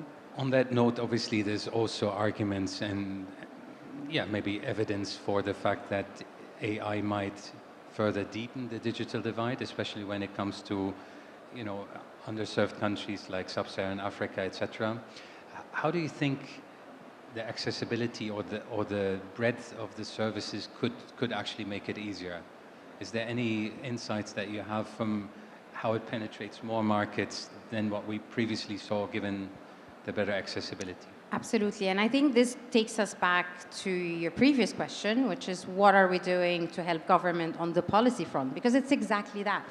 And I look at a lot of the governments, especially in the global south, they are not ready. It's not that they're not ready, they're ready, but they don't have the right systems, the right setup. They don't have the same set of data centers. I mean, I look at Africa, and we only have at Microsoft 1 data center in South Africa, in the entire continent of Africa. So power is an issue. I mean, there are a lot of things that we need to fix. And I think this is part of the work that we are doing across countries, across government. How do we work with different governments to look at data exchange laws? How do we work with different governments to look at data privacy? How do we work on AI ethical laws? How do you, even if you're leveraging a system that doesn't sit in your own country, how do you put the right guardrails when you come to use it? So this is definitely a lot of the work that Microsoft is pushing on the policy front. So it's a lot, and there's more. And I want to quote like the old, I'm not sure if it's the vision statement or a statement of the mission leadership. Statement, yeah. It started from a PC on every desk running on Microsoft back in the day to today, empowering every person and every organization on the planet to achieve more.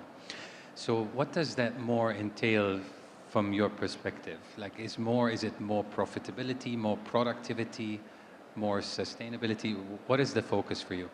I love that question, and I'm actually, as you're talking about it, I'm really reflecting on the 2 missions we had, and there is something really in common between the 2. Before I touch on the more piece, so it was a PC on every desk, and then now it's empowering every person and every organization to achieve more. So there is every in both mission statement. And I think that's core to what Microsoft is really about. It's this intrinsically inclusive mission.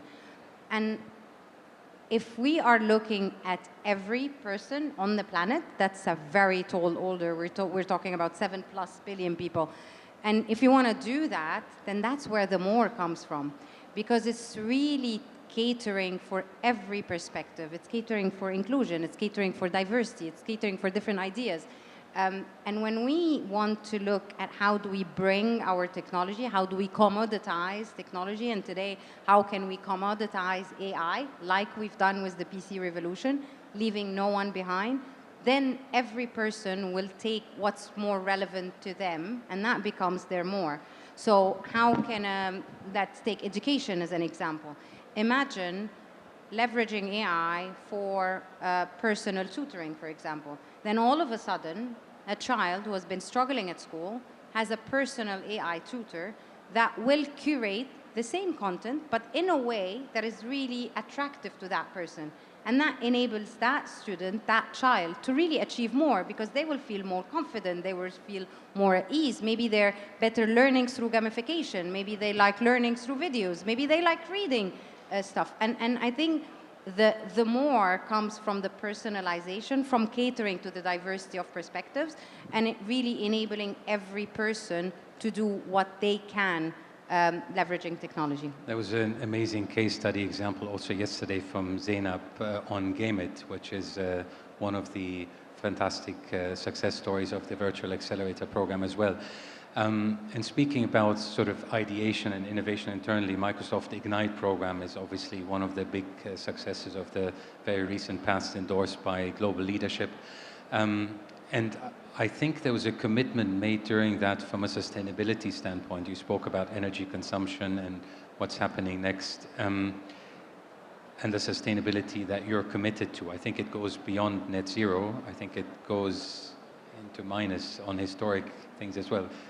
Let us into that a little bit. So Microsoft really takes sustainability to heart, and we've been working on sustainability way before sustainability became fancy and a topic that everybody speaks about.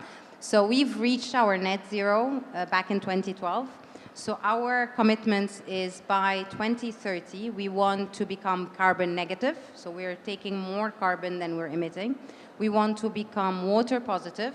And we want to be zero waste. So these are the top 3 sustainability commitment or goals that we've put for ourselves. And then we pushed the boundaries even further, and we said that by 2050, Microsoft is going to remove all the carbon that it has ever emitted since its inception in 1975. And that seems very bold, and it is very bold.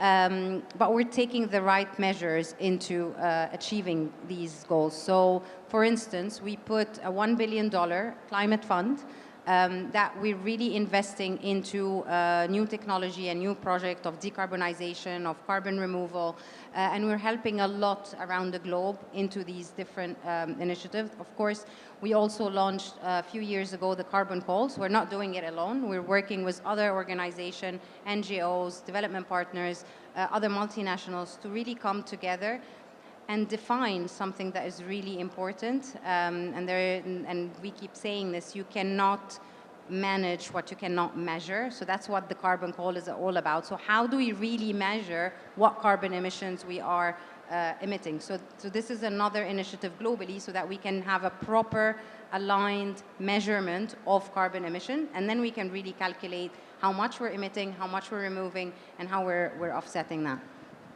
One metric that I want to bring up, and I know it's challenging, but I don't want it to left unsaid.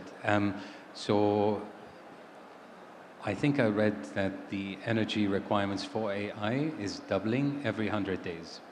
So that objective of carbon negativity becomes even more challenging. Harder. Is Microsoft now an energy company, or?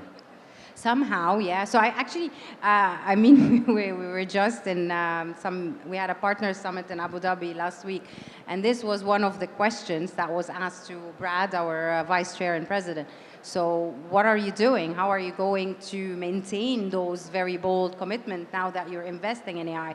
So believe it or not, yes, we are actually investing in power, but we're really looking at sustainable power. So we're investing a lot in renewable energy, and actually it is part of the mandate for us whenever we operate a data center anywhere in the world, whether existing or new, that we get access to sustainable energy, and we have a path for us to make sure that we are on track to achieve the goals that we have. So yeah, power is a big thing now for us. Amazing goals, amazing targets, and we're in Biban, and I know you're a big friend of Biban, and so am I. So how can SMEs and startups be part of that journey? How can they contribute? How can you integrate them into those ambitious, but also opportunity-rich targets of yours? So in all honesty, in my opinion, I believe that startups and SMEs are the lifeblood of any economy.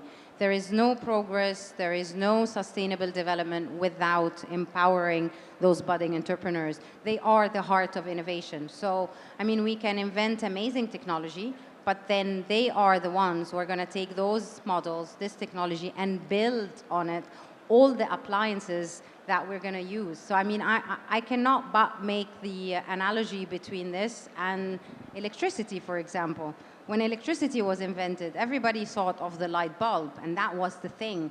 And to me, that's what AI is today. That's what the GPT models are to us today. That's the current, the bulbs. But the innovation did not come from that. I mean, that was definitely the underlying accelerator for it all.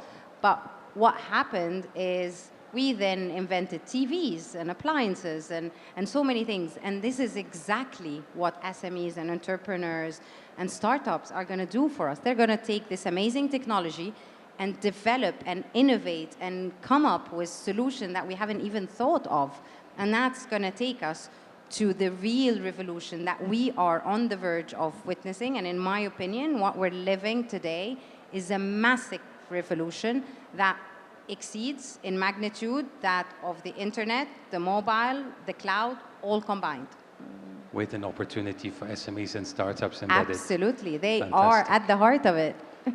No better way to end the session, Myrna. The time is already up. At the heart of it, you're all at the heart of it. Thank you so much for your contributions and the insights, and thank you for your attention, and join me in thanking Myrna for this session. Thank you so much.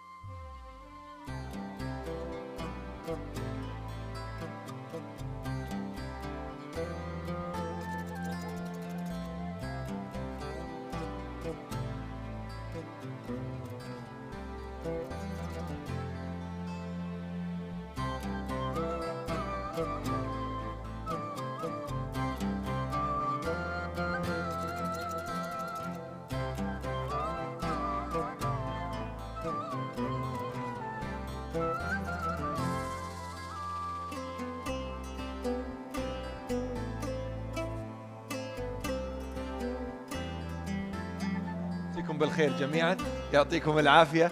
مكملين معاكم على المسرح الرئيسي في بيبان. Continue our Biban 2024 in each corner in this space at the heart of Riyadh. This is this remarkable vision.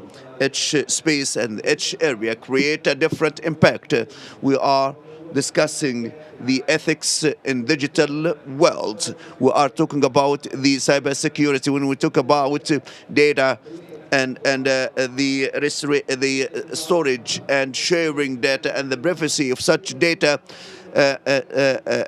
It's of high ethical consideration, and we have huge space.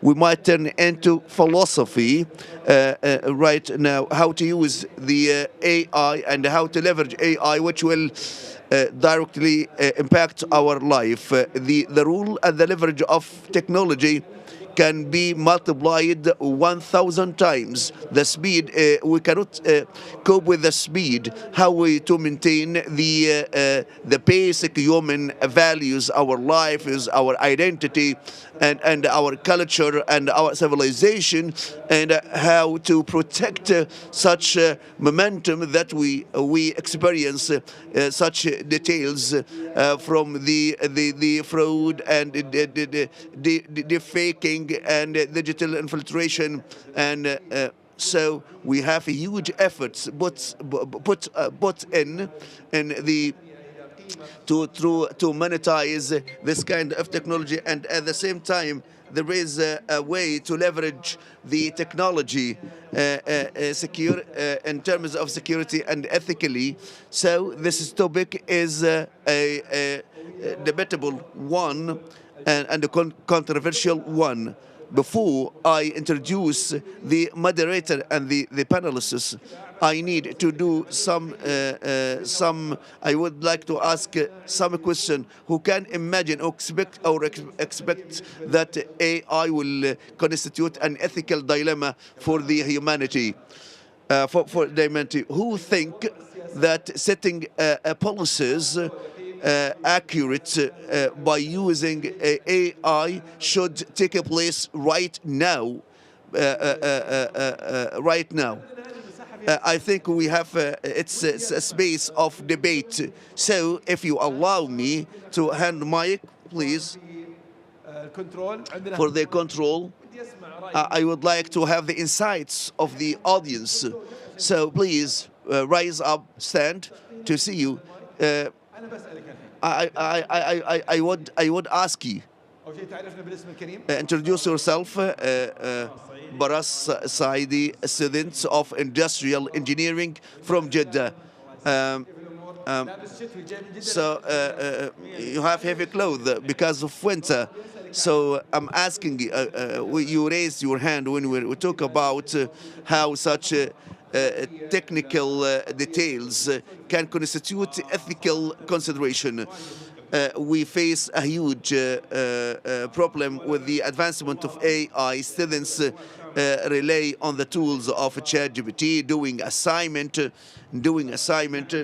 terms of doing tests. They use ChatGPT. ChatGPT can be an assistant.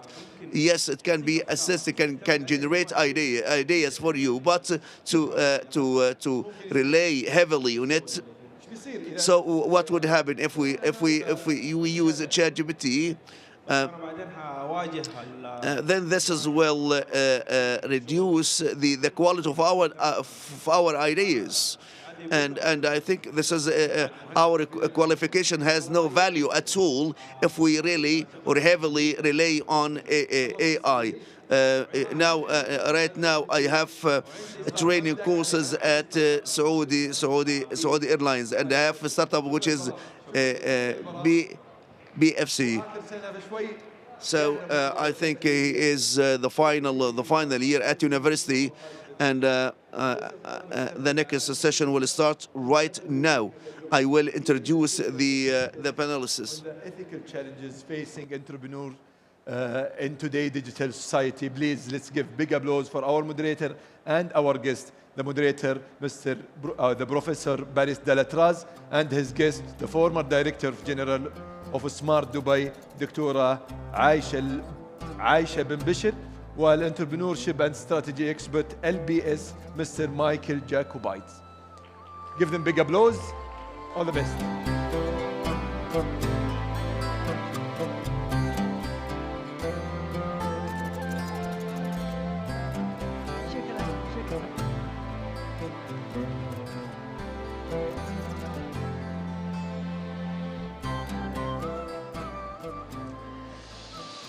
Okay, so this panel is very, very exciting. Let me tell you that the most exciting subject today is artificial intelligence. And a lot of people are asking, you know, how real is this? And is it going to grow as much as it's going to grow? And other people are asking, how do we protect ourselves from artificial intelligence? So we have a couple of experts here tonight that are really going to shed light on what this is all about. So, Dr. Aisha. Hi. We're going to start with you. How are you tonight? Good, good. Thank you. Thank you. Thank you for Biban, and thank you for having us here today. And as you said, it is a very impactful title that we're going to discuss today. So have you ever seen so many people at an event? I'm telling you, like, I used to go to the GSMA conference in Barcelona, the mobile conference. Yes, World Mobile Congress. But not like this. I was overwhelmed when I saw these people. Everything is bigger and better in Saudi, right? Exactly. So tell me, Dr. Aisha, so how do we reconcile growing in generative AI and AI with data privacy? Yeah, to truly benefit from generative AI and local, I would say in local government, as this is my background, while safeguarding data privacy, we must adopt what we call the privacy by design principle, where privacy protection is integrated from the ground up. This involves being selective in data collection and focusing on what's strictly necessary, while extract valuable, while reduce the exposure to privacy risks. Additionally, also anonymization and the encryption techniques, which allow us to extract valuable insights from data without compromising individual privacy. At Smart Dubai, which I led for 5 years, we've implemented these approaches to balance innovation and citizens' rights. It is tricky, but that's what we need to do, to balance always these things.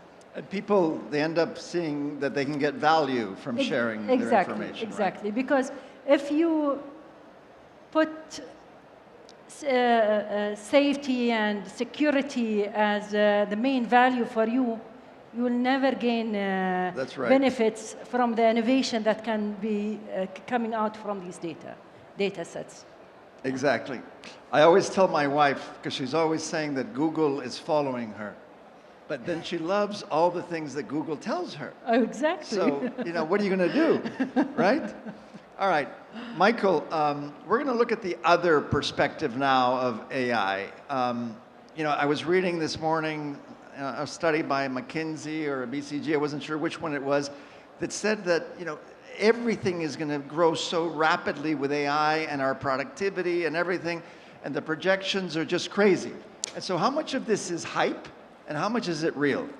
So it's a really strange thing, because on the one hand, Gen AI and AI in general are growing and they were going to have an impressive effect. On the other hand, there is a lot of hype, and I would take a big grain of salt in many of the things that you hear. You were speaking about the studies. Let me give you one particular example, and just to name the guilty party, McKinsey was saying that profits will grow by $4.4 trillion. Now, I had spent some time studying the impact of AI, and one of the things that we know before Gen AI became a thing, when we're speaking about old-fashioned AI, is that A, not everyone adopts it. B, there are winners and losers. C, you have a greater disparity from a few firms that are able to take advantage of it, and a lot that end up being in a worse position than before. So I looked at the data, and they didn't make sense. $4 trillion, how on earth would they be able to add up. So I emailed the authors of the study and the guy running the McKinsey Global Institute, whom I know, and I say, guys, your numbers don't make any sense. Can you help me understand how you came up with them?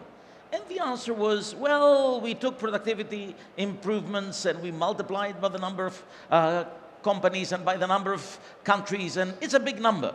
I'm like, whoa, whoa, whoa, give me a break. You are telling me that something that will be available to everyone will become profit rather than be passed on through competition?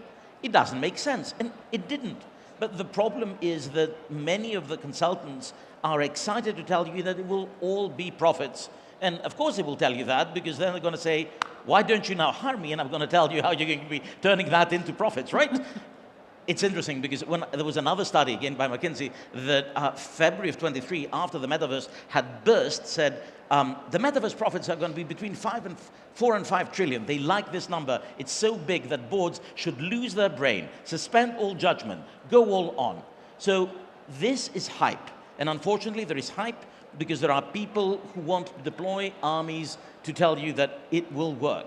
So we did do some proper research, and the answer is it will have an impact, but it's going to be very asymmetric. There are areas that are going to see benefit. There are areas that will not be affected. There are areas where it will be disruptive, and then there are areas that the incumbents will be protected. So rather than thinking about it as a good thing that lifts all boats, we need to start being a little bit more systematic, a little bit more thoughtful, and understand who's going to be disrupted, who's going to be sustained, and what do you need to do beyond saying, hey, you have to play with it.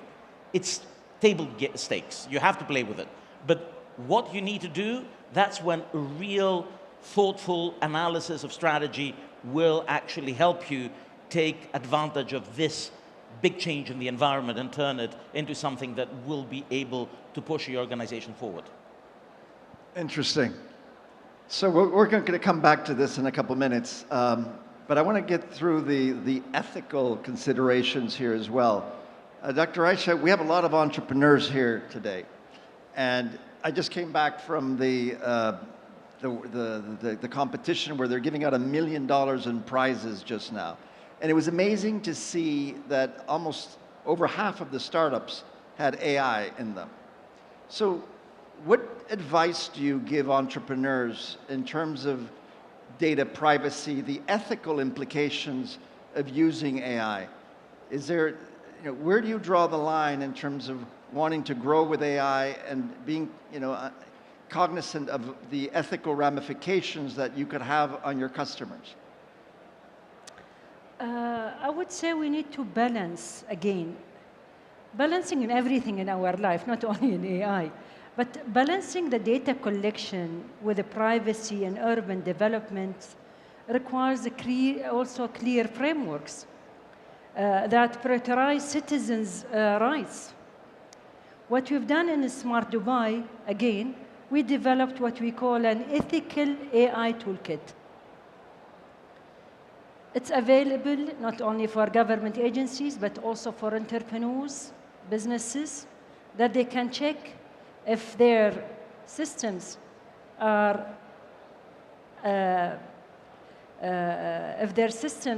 tallying with the ethics of the city, the country, or the organization itself. This provides guidelines for ethical data collection and usage. The toolkit incorporates consent-driven governance model, ensuring that citizens have a choice in how their data is used. Yes, I'm an entrepreneur and I want to be successful, but the consumer who will use my solution, they need to have their say also on it. So we also rely on the continuous monitoring and auditing to hold ourselves or the entrepreneurs accountable to these privacy standards. This approach allows us to gather data responsibly, but making sure it enhances rather than threaten citizen privacy. Ultimately, what I see, privacy as a non-negotiable aspect of smart cities or AI application, directly aligned with our goal to enhance the citizens' experiences. You don't want to end up having experience wherein your data is leaked. as your wife, Google is following her. But what we want to do is making citizens feel both empowered and protected in their interaction with urban technologies. And that's what I give advice to all entrepreneurs, to make sure that they have standards, frameworks that balance collecting data, utilizing these data, but also keeping the privacy of these data sets. Okay. Michael, I know you've talked in the past about the democratization of data or AI. How does that work? Well, we are in an interesting stage because I don't think that we're speaking about the democratization of data, but the democratization of AI as a tool. And what most people are thinking is not AI, but generative AI. Now, what's some people are excited by saying, look, the great thing is that you are able to access these technologies even if you are a small firm without other resources, without needing to have a lot of infrastructure. So there are some people who say this is wonderful because you're going to see a lot of new entrepreneurial activity, which is true but a bit misleading. And the problem is that you are able to have access to this data, to this technology, so does everyone else. So what we saw is that there were some, for instance, ventures that tried to say, hey, if OpenAI and others are creating these LLMs, what we can do is find these wonderful ways of wrapping them and making them more user-friendly. And then a few months later, OpenAI said, oh, I'm going to have my own wrappers. All of these entrepreneurs, dead. Why? Because their units were no longer needed because that was essentially vertically integrated by the technology. Or someone else comes with an idea. And if you don't have a moat, if you don't have something that allows you to protect it, the idea itself very quickly is going to be outcompeted. That now takes us to the more interesting bit, which is what complements Gen AI in order to add advantage. And now you start saying, there may be some other things that matter. What are they? The first thing is proprietary data. We did a big study with the UK Institute of Directors and my Advisory Evolution Limited and one of the big private equity firms looking at where we saw disruption and where we didn't. And what we saw is that Gen AI in particular combines with the existence of proprietary data, which kind of makes sense, right? This is a technology that allows you to take patterns, figure out what happens, and if there is proprietary data, data that you have and others don't, then you can combine it with Gen AI and drive advantage. If there is no proprietary data, you just have a more competitive setting. So what I'm saying here is that we are now starting to see that there are some settings whereby Gen AI is going to be powerful, but will help those with the valuable complements, and some other settings where there isn't anything so valuable where you can have competition increase. And it'll be really interesting to see which one is which. We're already starting to see patents emerging. We will see regulation, not just of the form that we hear, which is regulation of AI, but the regulation at the level of the sector. For instance, how do we regulate the medical sector? How do you regulate financial services? Not how do you regulate AI, but how do we allow decisions to be made, and where do we allow, at the level of the sector, these decisions to be made? So when it comes to AI, the competitive landscape is changing, and it isn't always democratic. There are some things that everyone has access. There are other things that become even more valuable bottlenecks. So again, we're starting to see an interesting and diverse image that starts emerging in terms of how do you expect competitive advantage to change as this technology and competitors evolve. But the real value comes when you're using proprietary data. Yes, the value comes primarily when you use proprietary data, but here you come to one of the other paradoxes. If you take a step back, and if you consider what's happening with AI, what you have is those who can understand, use, leverage, combine with the technology, and those who have the assets. They're not necessarily the same. So what you may end up seeing is something that we have seen in other sectors over the last few years, which is that you're going to have some combinations, some ecosystems of more innovative firms and those who have the important proprietary data. So what I expect to see is a subtler version of who's going to win, which is not small guys or big guys. I expect the thoughtful, larger firms will persevere, and the non-thoughtful ones will rightly disappear, but I'm not going to shed any tears about that. I also expect that some of the clever entrepreneurs will succeed, not by challenging the incumbents, but by allying with the incumbents, by being bought out by the incumbents. By the way, we thought that we're going to have lots of regulation in that space, but now with the Trump victory, I think that Lina Khan is out, regulation in M&A is out, and I think that we're going to see a very different landscape when it comes to technology regulation, which will affect how young firms are acquired by or combined with existing firms to drive competitive advantage. Interesting. Dr. Aisha, about 10 years ago, I worked on a project, a data project with the Prime Minister's office in Dubai around the happiness index, which the UAE is famous for, having collected all this data to see if their citizens were happy. I could imagine that you could apply AI to that data, and which brings me to the question about trust. How does a government get their citizens to trust them? I mean, if you look at before we get, if you look at the markets out there, there's a lot of research that's been done in the past, and the institutions that are trusted less by the consumers are the financial services industry. Nobody trusts their banks. Nobody has a relationship with their banks. And many instances, the governments. And so you're working in the government. You're helping people live better. And Dubai is famous for e-government, for happiness index, all these things. How do you get your citizens to trust you? Yeah. I remember the first day His Highness announced the happiness agenda. Next day I went through Sheikh Zayed Road with a big board saying, take the happy loan. I said, happy loan? Who wants a happy loan? It's a loan at the end of the day. And by the way, I work with Her Excellency Ahoud Al-Roumi, the Minister of Happiness, and I was handling the happiness agenda in Dubai. And it was a very interesting period of time. One of my colleagues who I work with her from Sweden's here. So I would say the public trust in technology, especially in areas like cybersecurity, AI, bitcoins, begins with the clear communication.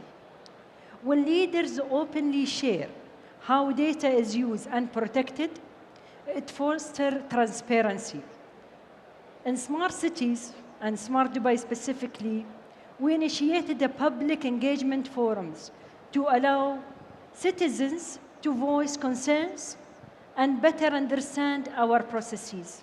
We use all the channels, media, social media, at malls, neighborhood, to speak about our processes, what we are doing with the data, and what does it mean, happiness? Is it like a lollipop happiness, or is it integral happiness in how we provide our services to our citizens? Transparent data policies reinforce this trust, allowing the public to feel confident that their privacy is respected while benefiting from digital advancement. And I would say one thing, we are blessed in this region that we have a very high trust between citizens and government, but this is not necessarily what's happened globally. That's why the essence here is that trust in digital society is built through transparency, accountability, and engagement. By embedding these values in our work, we create a technology ecosystem that citizens feel confident and to embrace the digital transformation. Otherwise, it will become very difficult, especially hearing a lot in the media that AI will take jobs, AI will replace forced work. The repetition about the fourth industrial revolution technologies made people already agitated about anything, to name it, in these technologies. So privacy also coming on top of this fear and anxiety. So I would say transparent engagement with people, this will enhance the trust.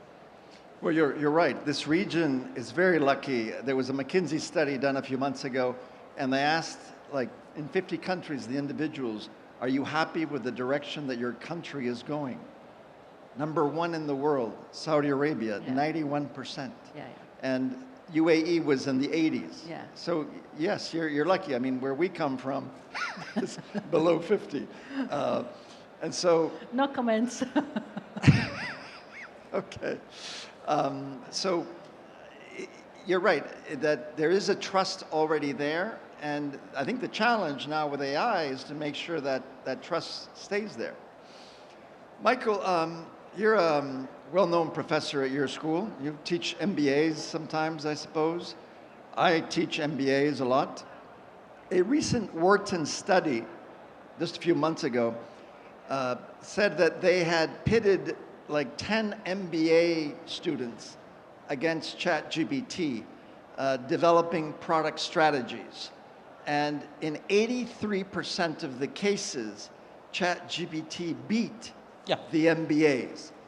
What's the future for people like us that teach MBAs? So I think it's a super interesting question, and I'll put it in the broader context. There was a more systematic study that the Henderson Institute BCG did, and also have a hat there as an academic advisor, which looked at people, at what some of their consultants with and without ChatGPT 4.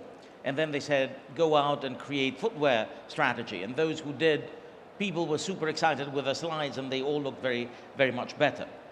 But they had two tasks. Task number one was a task mass creative, similar to the one that my friend, I think this is Stefano Puntoni and others at Wharton, former PhD student of mine, LBS, did in the study looking at what happens in terms of marketing. The study number two, the BCG one, said there's 3 divisions, and the data was somewhat disguised, like you would do with a junior consultant to figure out, are they good, should they be promoted, all of that good stuff. And then they said, which of the 3 divisions should you go for? Turns out those who had at their disposal ChatGPT did 20% worse. Now, this is important, and we're starting to speak about the jagged frontier. And if you think about the jagged frontier, it means that it helps you in some areas. Not only does it not help you, but it detracts you in others. Why? ChatGPT has one objective in life so far, that's why people freak out, to make you happy. It is made to satisfy you guys. Whenever you interact with Claude and with ChatGPT, you say something that's, oh, I'm terribly sorry, let me try to make you happy. That has been programmed. Now, the problem is that it provides something which isn't sensible. What it does, technically speaking, is that it cobbles together words that look like meaning, and you see it and you're like, oh, that makes a lot of sense. And the problem is that there are some times where it provides something which at the surface is right, but fundamentally is wrong. And reminds me, years ago, I worked with a guy who's an interesting entrepreneur, Stelios Kajiwano, who generally is not a very good entrepreneur other than EasyJet. And I remember we were writing up the Easy car where he had burned 50 million of his own money. And he was chuckling and telling me, my problem is I believe my own BS. And the problem is that ChatGPT articulates it, makes it look official, clever, and then you're like, oh, that looks very sensible. I probably should go ahead with it. And the answer is, you shouldn't. We're going back now to what you need to do. ChatGPT does a number of things really well. It requires those skills that are able to allow you, A, to call its bluff, B, to know when you use it, C, to know when to integrate it in organizations.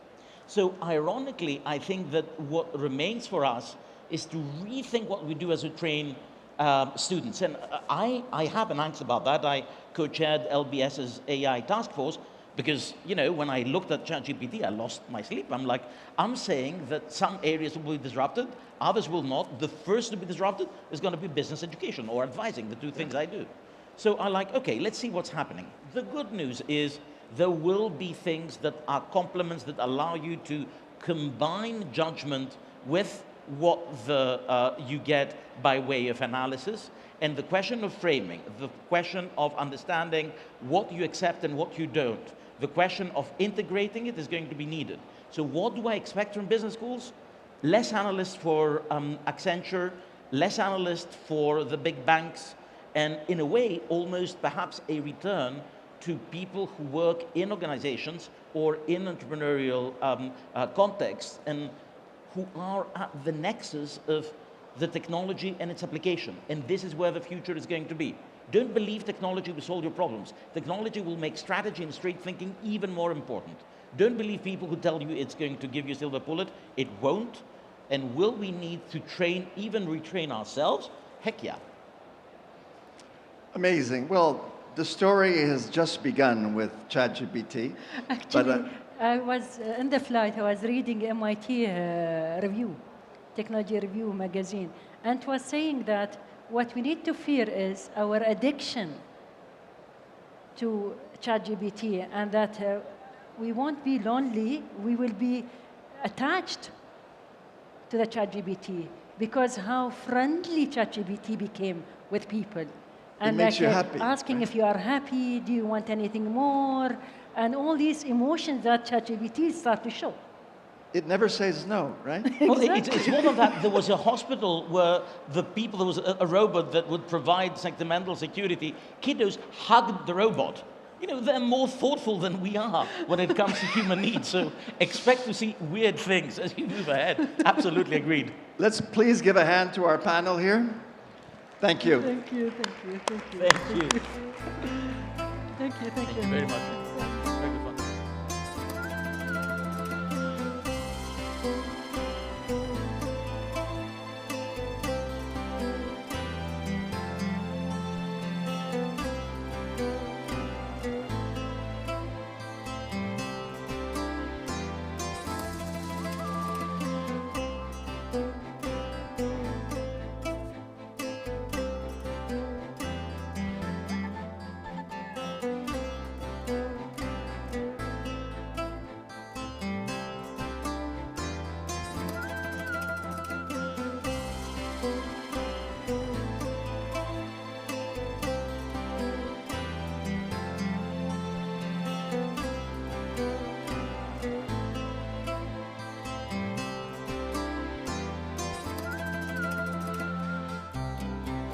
Thank you, Professor Michael, Professor Paris, and Dr. Aisha, two professor and a doctor, and I feel bad about my bachelor degree.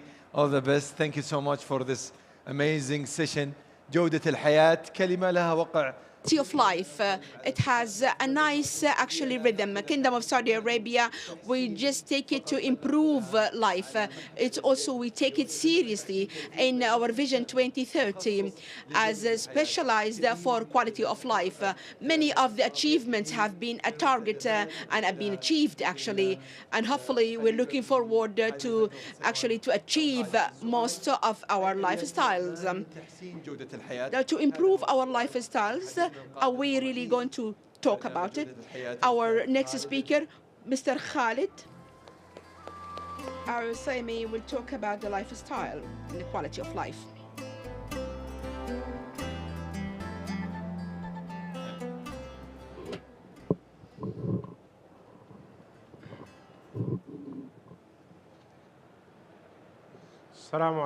Greetings and peace be upon you all. Ladies and gentlemen, distinguished guest of honor, thank you very much for being here. Greetings and peace be upon you all. I'm very honored to move you to Biban.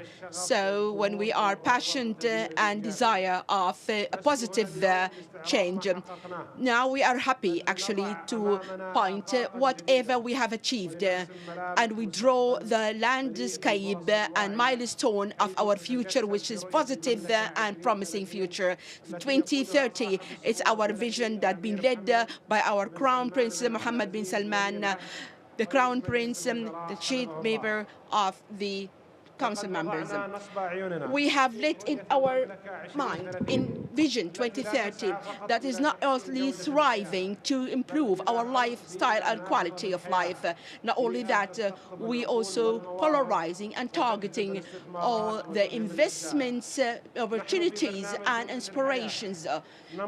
Quality of life. We are walking with the steady steps to empower our journey and to develop our personalities that request and actually passion, participations and perceives our audience. Today, more than before, we are realizing that the quality of life, it wants to be improved or exist or achieve with individual actually effort. We have to work together. I know the spirit and the passions and the ability that you have in order to achieve our common dream. I will invite you and call you as investors and entrepreneurs to be our partnerships in building this future. You are going to transfer these opportunities into achievements, and you will put your finger thumbprint into different skills, culture, tourism, and municipalities, where opportunities are unlimited. Sport skills actually are improving lots of opportunities. With the facility for sports and activities being held, which is really provide a great ecosystem for investment, especially with the great events like Asian Club 2027, Asian Winter Clubs and Games 2030, and Asian League, beside World Cup Portfolio 2034. Now we are not talking about sport as gaming or as a competition, and also movement and activities, where we are talking about inclusion, inclusivity, comprehension, and activities that we are going to tackle. All the facilities are ready, the infrastructures and also the pillars in different skills from different years till now. We are participating and contributing to increase the community awareness and participations to 48 by 2024. Kingdom of Saudi Arabia has also hosted unique champions and tournaments like Asian and Super Spanish World Cup by the e-gaming World Cup, which was considered the biggest at the time, where we are not building only infrastructure, we are also building an aware generation. They change their lifestyle. Tourism sector as well. And it's another example which is promising in investments. UN tourism facilities has announced that our growth in tourists has increased with 37 for the last 7 months, comparatively to the same time by 2019. We have achieved in 2023 a target of 2030 by reaching to 100 million visiting visa, and that we also upload and upgrade our target to 150 million. And as a result, for this visa launching, to facilitate acquiring the visa, we open also some platforms to order it through electronic services, and the outcomes of the economics will be also approximately of 55 million real that will add to the GDP in 2023. And the targeted based on tourism that will add it to the GDP 10% as a contribution, and job creation will exceed more than 70,000 actually jobs. And we are aiming that the contribution of this scale or the sector will be more than 13%. These numbers are not only numbers. These are opportunities needs to be seeds. Also, urban development and urban planning there is a continuous, actually, momentum activities to increase and to develop the infrastructure. The MEMORA, or the Ministry of Housing and Municipalities, have launched the investment opportunities and also promoting more opportunities. That is through, in a platform, more than 11,000 opportunities in 2024, aiming to attract the investors and capture and ventures in the real estate sector in Kingdom of Saudi Arabia. As for us also as a platform, have witnessed the increment of the investment in different cities in Kingdom of Saudi Arabia with additional load of more than 20,000 numbers. Also, the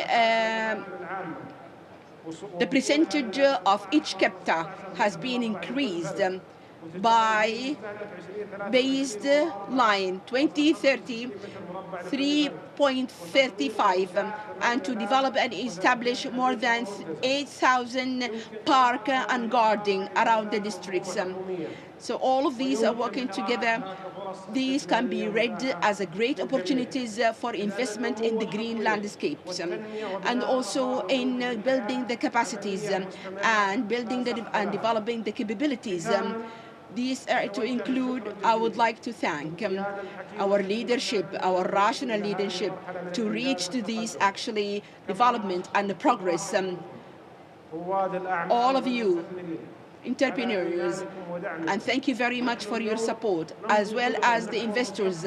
We are looking together for a brighter future, and we are assuring that since you are very sure from reaching, we can really achieve our vision of Kingdom of Saudi Arabia 2030, which is enable us to create actually a great life. You are people who are changing, and you are helping us in drawing the future by drawing the map for changes. Thank you very much, and peace be upon you. Great.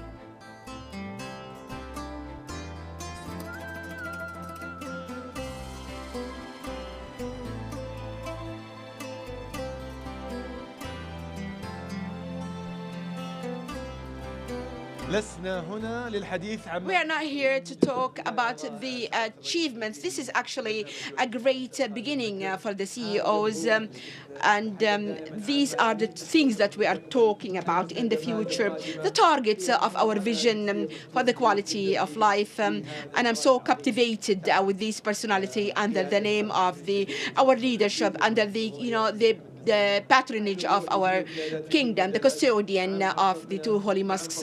Now we are proud, of course, we are proud. We are learning, and we are also aiming to draw a great future. There is something that we can talk about, something about CSMEs or even marketing. Marketing, actually, even if you have a great idea or opportunities, you will not even give up with this actually advanced technology at cut short age. What are the best actually tools to be more efficient to implement and execute with your ideas? Things that it has to be with great market value under this technology. Especially now when we are doing data analysis, there is a great space to utilize in marketing. Discuss how entrepreneurship can harness the power of digital marketing to grow their businesses in the competitive digital age. Please, ladies and gentlemen, let's give big applause for our moderator Sabah Al-Khamis and her guest, Mr. Nail Batir, the founder of NB Digital.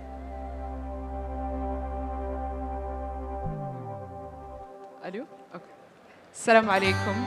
Hello, everyone. My name is Sabah Al-Khamis. I'm a cultural researcher and a podcast host for Vision, Culture, and Policy podcast. Today, all entrepreneurs and ambitious business owners, whether big or small, are gathered here today. And at what I'd like to call land of opportunity, which is also called AKA Riyadh International Convention Center. I'm joined today by one of the world's most renowned marketeers, the CEO of Neil Patel Digital, Mr. Neil Patel, to discuss how business owners can harness the power of digital marketing and grow and expand their business. Mr. Patel, thank you so much for joining us today. Thanks for having me. All right, Mr. Patel, the digital marketing can be very overwhelming for like a lot of small businesses and startups. What are some of the practical, cost-effective strategies that entrepreneurs can implement immediately to start building their brand visibility? Sure. So one of the highest and most affordable marketing channels out there is influencer marketing. Instead of paying Facebook directly or Instagram, you can work with the influencers. It's very cost effective. Okay. And it can be very profitable. We're seeing it as one of the most profitable channels. As long as you focus on the micro influencers, the people with less than 100,000 followers, typically you can pay them for results. If they drive revenue, you pay them. If not, you don't. Another one that is very cost effective is search engine optimization, ranking on Google. There's 8.5 billion searches a day on Google. Wow. And when I look at, this country, Saudi is a huge land of opportunity, but more importantly, from Saudi Arabia, you can also penetrate all the neighboring countries. So there's tons of revenue to be had. Yeah. So when you do search engine optimization in Saudi, at the same time with very little, effort, you can do it for all the other regions, and the population, the total market size is large, and you can generate a lot of revenue. How can these small businesses approach the SEO, the search engine optimization? How can they do that without costing so much? So first off is you need to create content. You can write articles on, if you're selling products, you would go write articles around education for people to use the product, things that help them with the tips. But at the same time, you can use ChatGPT to help you with some of the content, and then you can go and modify it by a human to make it better and publish it. You can also email out other websites. There's a lot of government agencies here. Ask them to link to your website, which helps with rankings. You can also go out there and take some of that content and transcribe it into videos and audio and publish videos online and audio for podcasts. This helps build brands. Brands are one of the signals for SEO and ranking higher on Google as well. Amazing. So I'm going to make this a little bit personal. So I have a podcast, and I don't have that much followers. I do have a little bit, but what's the best way for me to flourish and just go fully fledged? So if you want your podcast to be really popular, usually the way a lot of the app stores work with podcast episodes, they show maybe the last 20, 30, 40 episodes. Let them show all your episodes. Okay. Max it out to the limit. You'll just get more views in general. Second, a lot of the rankings in these stores, like the Apple podcasts, is based on how many people are saving and subscribing to your podcast. It's not about rating and reviews. Okay. So you can run contests to get more people to subscribe and save, and what will happen is your rankings within the charts will climb really fast, which will cause you to get way more organic listeners. Amazing. Okay. So Saudi Arabia right now is set to host numerous high-profile events in the near future. How can local businesses leverage the digital marketing to position themselves in front of an international audience and capitalize on global attention? Yeah, so when it comes to an international audience, you need to adapt your marketing to different cultures. Culturally, different markets are differently, so you got to adapt. And you can use tools like ChatGPT to help you because it understands culture. But B, you got to translate and transcribe your content to a lot of different languages. There's tools like Hey Gen, which is AI, and it can translate your videos and your audio from Arabic and even your mouth movement to English, or Hindi, or Spanish, or Portuguese, or French, or German, literally any language that you can think of. So by doing things like this, it can help you penetrate a global audience faster with very little cost. Amazing. So what are some of the notable success stories you would like to share with us? Sure. So I'll give you a case study that I really love from a university in the United States. They have a lot of different locations. And whether you're a small business or a large business, everyone has budget constraints. There's never unlimited money. True. Right? Even the kingdom has a lot of money. It's a very, very wealthy country. But the kingdom cannot spend $10 trillion tomorrow. Everyone has a limited amount of money. And I mean this in a positive way. Even the US, they cannot just spend $10 trillion tomorrow. We're all limited on funds. Yeah. Different scales for different people or organizations.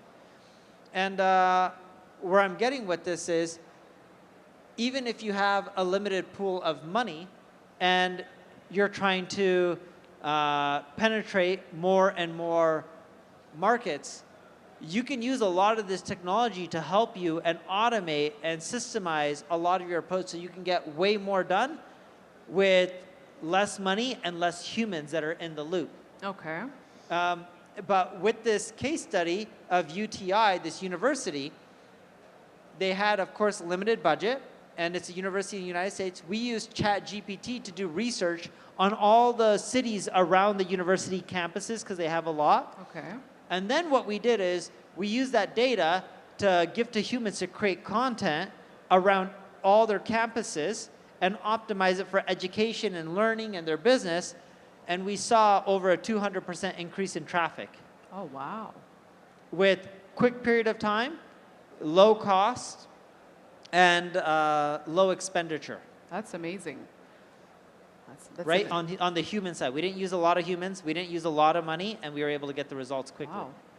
What is one mistake that a lot of business owners fall victim of when working on a startup, when working on a small business? Sure, so we actually, here's the biggest mistake I see with entrepreneurs here in the Middle East region. They're not thinking long-term enough. Look at the governments. The government doesn't just think 2 years, 5 years. They start thinking 10 years, 20 years, 30 years, 40 years. That is actually the correct mindset to run a business and a startup. In a startup, yes, you need to survive the next 30 days, year, etc. But you need to have more longer-term goals for the next 10 years, 20 years. When you start thinking more long-term, you can make much bigger impact. That's a big mistake that we see in the Middle East region. The second mistake we see is people have small TAMs. TAM stands for Total Addressable Market. Okay. Okay. If you look at one of the biggest companies in the world, Saudi Aramco, it's a big company because oil is needed everywhere in the world. True. It's a necessity. It's not a want, it's a necessity. You need it to survive. Imagine the world without oil tomorrow. It would not survive. No. Okay? It wouldn't, yeah. It's a big market. So for example, I was here at the event today, met an amazing person, really kind. They had an idea for my Apple AirPods, the headphones, to a little thing that holds them onto my hoodie. So I'm wearing a hoodie. You just clip it on. That's a very small market. It's cool. Yeah. I love the product. Good idea. But you can only make so much money selling a little clip. True. It's not a big market. So the two things entrepreneurs here need to think about is, one, how can you think more long-term? Two, it needs to be a big market. If you're solving a problem that someone needs something and they need to use it each and every single day, you're onto a really big company. Alrighty, okay. Well, you've worked with Google, you've worked with these big search engines. What is one thing that they have or that they practice that is essential in every business? One thing that they practice is extremely fast execution through really small teams. Wow. So you look at Google and Amazon and Facebook. When they actually want to release something, it's not 100 people, 500 people at Google or Facebook or Amazon doing this. Jeff Bezos, the founder of Amazon, had a rule. If you can't feed a team on 2 pizzas, I believe it was, it's not going to work. Fair. So you take 2 large pizzas, and you may be able to feed a team of 5 or 6. That's the amount of people you need to get something out there, release a product. You don't need 20 people. You don't need 30 people. If you have too many people, it'll take too long to get a product out or accomplish something because there's too much time spent on communication or arguing instead of just executing. And big organizations, when they need to innovate, they're really good at putting amazing people in small teams to just go and get problems solved. Amazing. I did a little research on you, and you're a self-made millionaire. Is that correct? Sure, yes. Okay.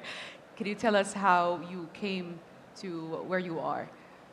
Yeah, how did I come to earn more? Yeah, how did it all happen? So I grew up poor. My first job was cleaning toilets at theme parks. And the toilets were not fun because after someone got off a ride and they were sick, they would go to the bathroom. So it was not pleasant to clean them. Alrighty. And I was making $5 an hour, $5.75. Wow. So I did that for a while, but I was always book smart. My mom was a teacher, and I excelled really well in academics when I was a kid and with computers. So I wanted to find a higher paying job. So I started searching on the internet for a high paying job. And I realized I was not qualified because I was only at the time 15 and a half years old. Oh, wow. And I was looking for a job that pays 100, 200,000 a year. Okay. And they all required college degrees. Back then it was more common for a college degree for requirement. But when I was on these job websites, I was seeing that they were making hundreds of millions of dollars. Yeah. So I was like, if I build a job website and I just make 1% of what they make, I'll be a rich kid. Okay. So then I went to go create my own job website. All right. I paid a few people to help me out. I saved all the money from picking up trash and cleaning restrooms.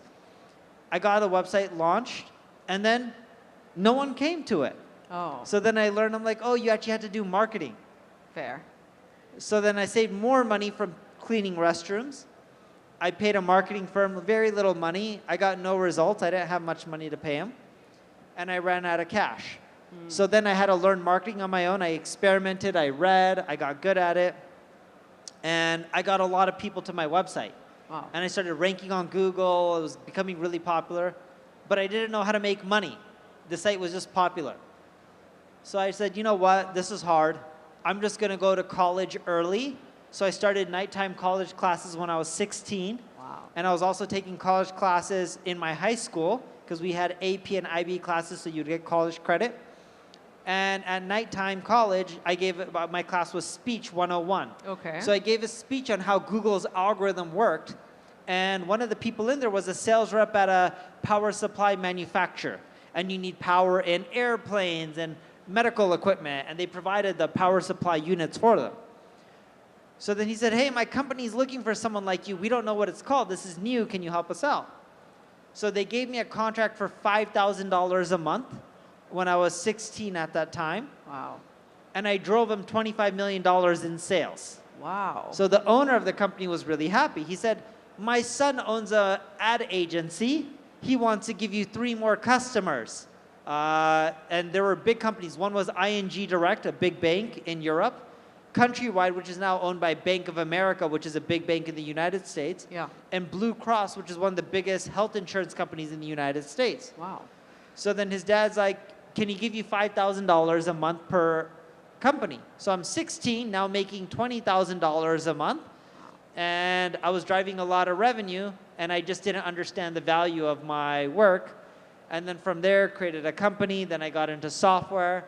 And now we employ well over 1,000 people, and Wow. we've been growing and growing, and I've been doing this for years now. That's amazing. I mean, starting when you were 16, that's a success story from where you've been to here. Well, it depends. If you compare it to Mark Zuckerberg, it's a failure story. No, come on. He's done so much better in at a similar age. He was in college at the time, right? Yes, but he started after me, and I think he's younger than me, and he is much more well off than I am. So to me, that is a success story. To me, mine is a average story. I applaud you for this feeling of you give yourself more motivation to do better and do more. I'm That's trying. Amazing. Yeah, it's amazing. Thank you so much, Mr. Patel. Thank you for having me. Thank you for sharing your story, your insights, and thank you so much. Thank you. Thank you.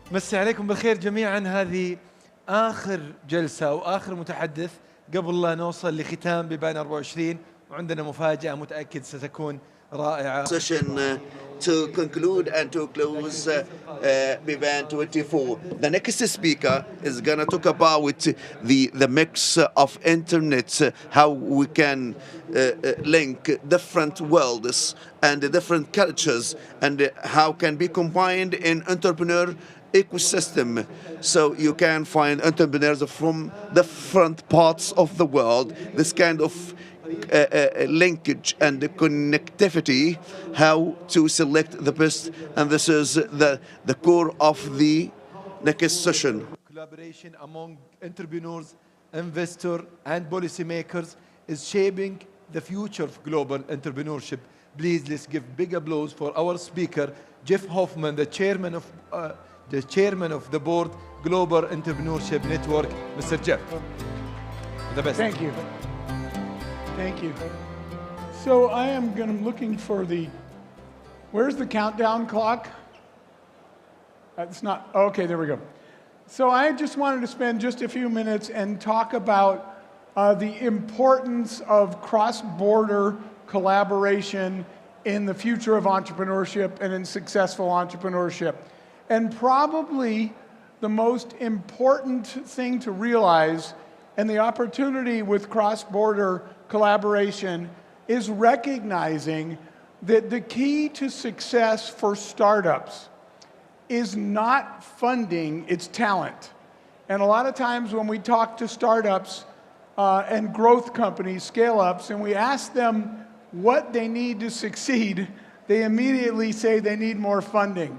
But the truth is, the most successful startups, the companies that go from startup to become global competitors, they achieve that success by having the most talented people.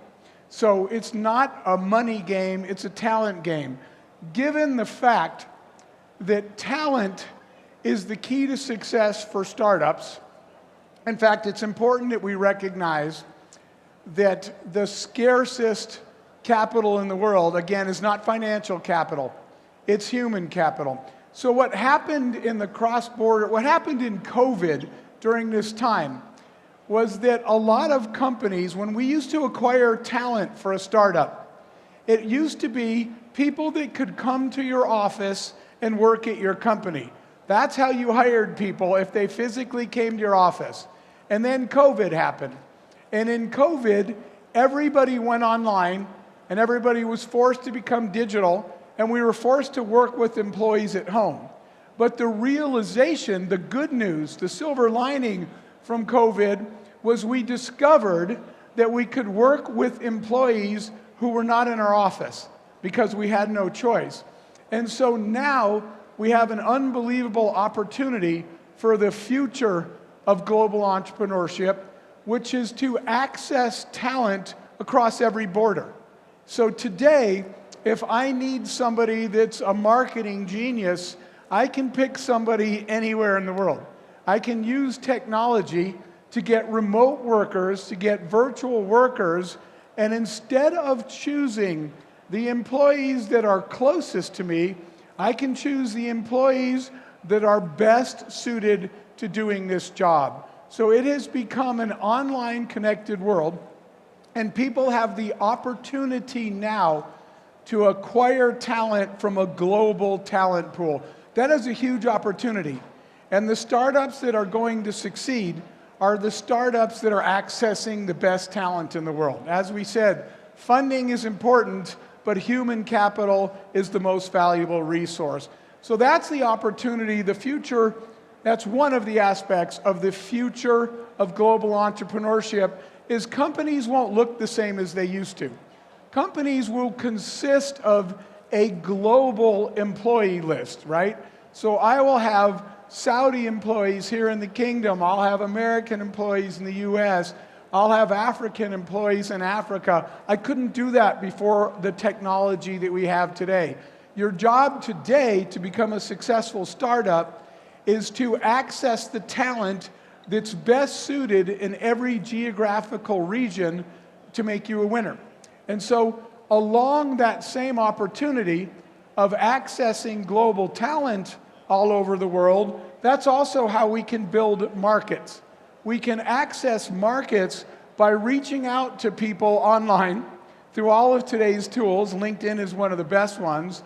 And I can reach, if I wanted to get into the Gulf region with my company, no matter where I'm based, now I can go online and I can start looking for partners in global markets. I can reach out to people literally in this room online and say, I have a product that I think fits the Gulf region and I want to launch it in the kingdom, and I can access local talent. In fact, the company that we were building, when we were building our startup that we grew, was a company called Booking.com.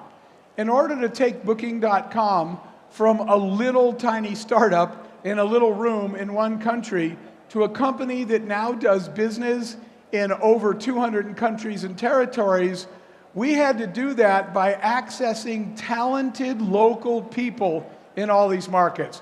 We had to find people that lived here, that know the culture, that have relationships, have contacts, and we needed to add them to their team, add them to our team.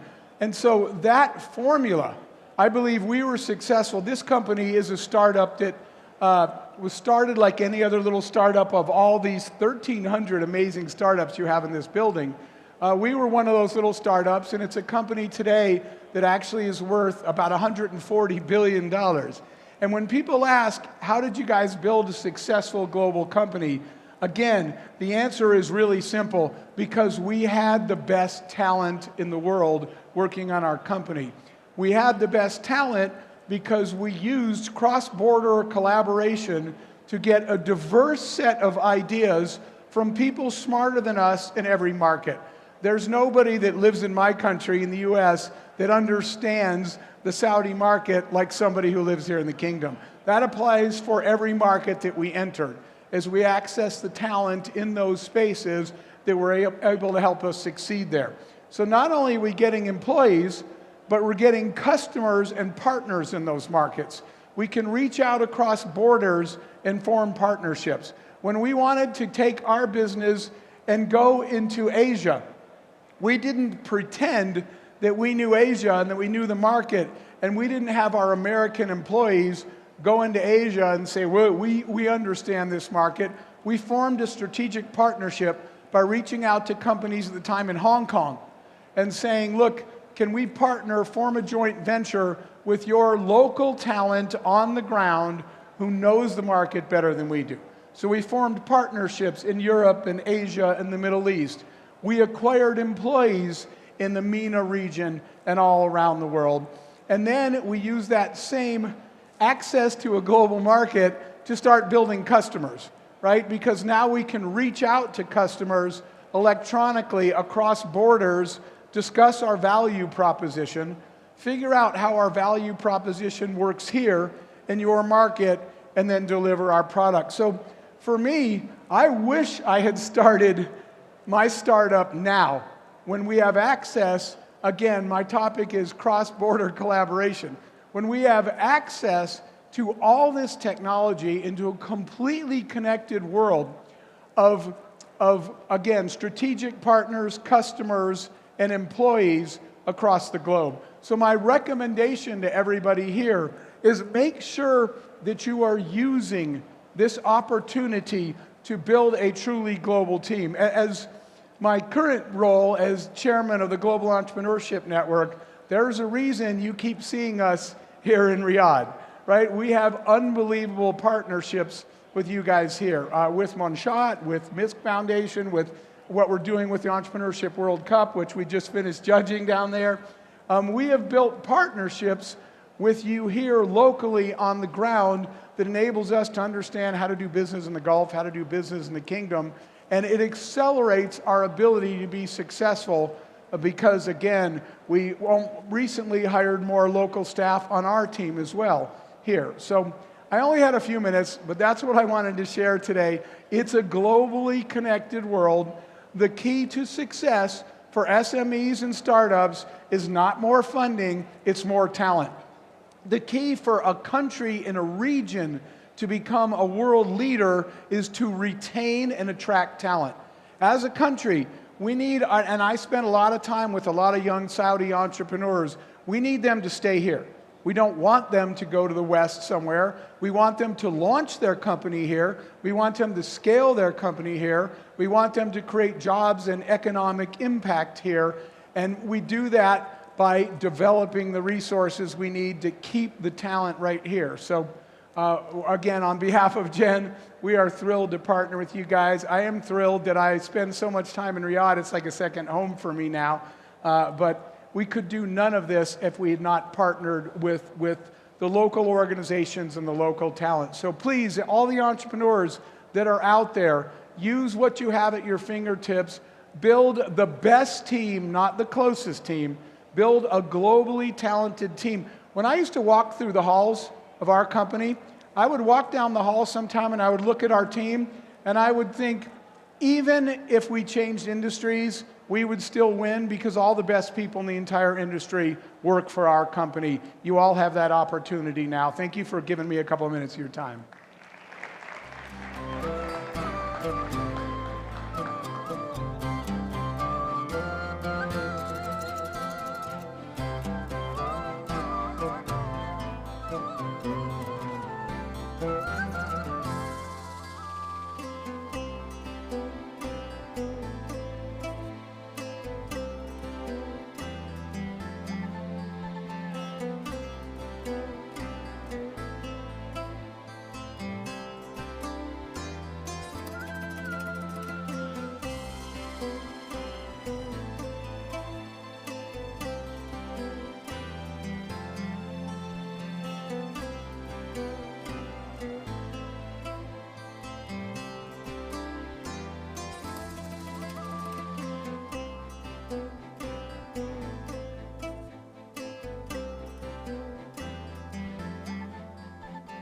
Ladies and gentlemen, Mr. Jeff was the last speaker in Biban24. After 5 days of this amazing event, we're close to say goodbye to everyone. It's hard to say it, but we will, but not after this surprise. أهلا وسهلا بكم في ختام بيبان. To the closing remarks of this exceptional event, different stages, different activities. In each corner, there is passion, ambition, dream, and a huge development in this sector. Biban is as a close following up. To be part of this event in different cities across the kingdom is the real narrator of the story of this advancement and successes, and the increasing ambition. And Biban 2024, we can see as such in front of eyes. The closing session will be exciting visually and audibly, and this is presented by the cultural partner from the performance arts commission.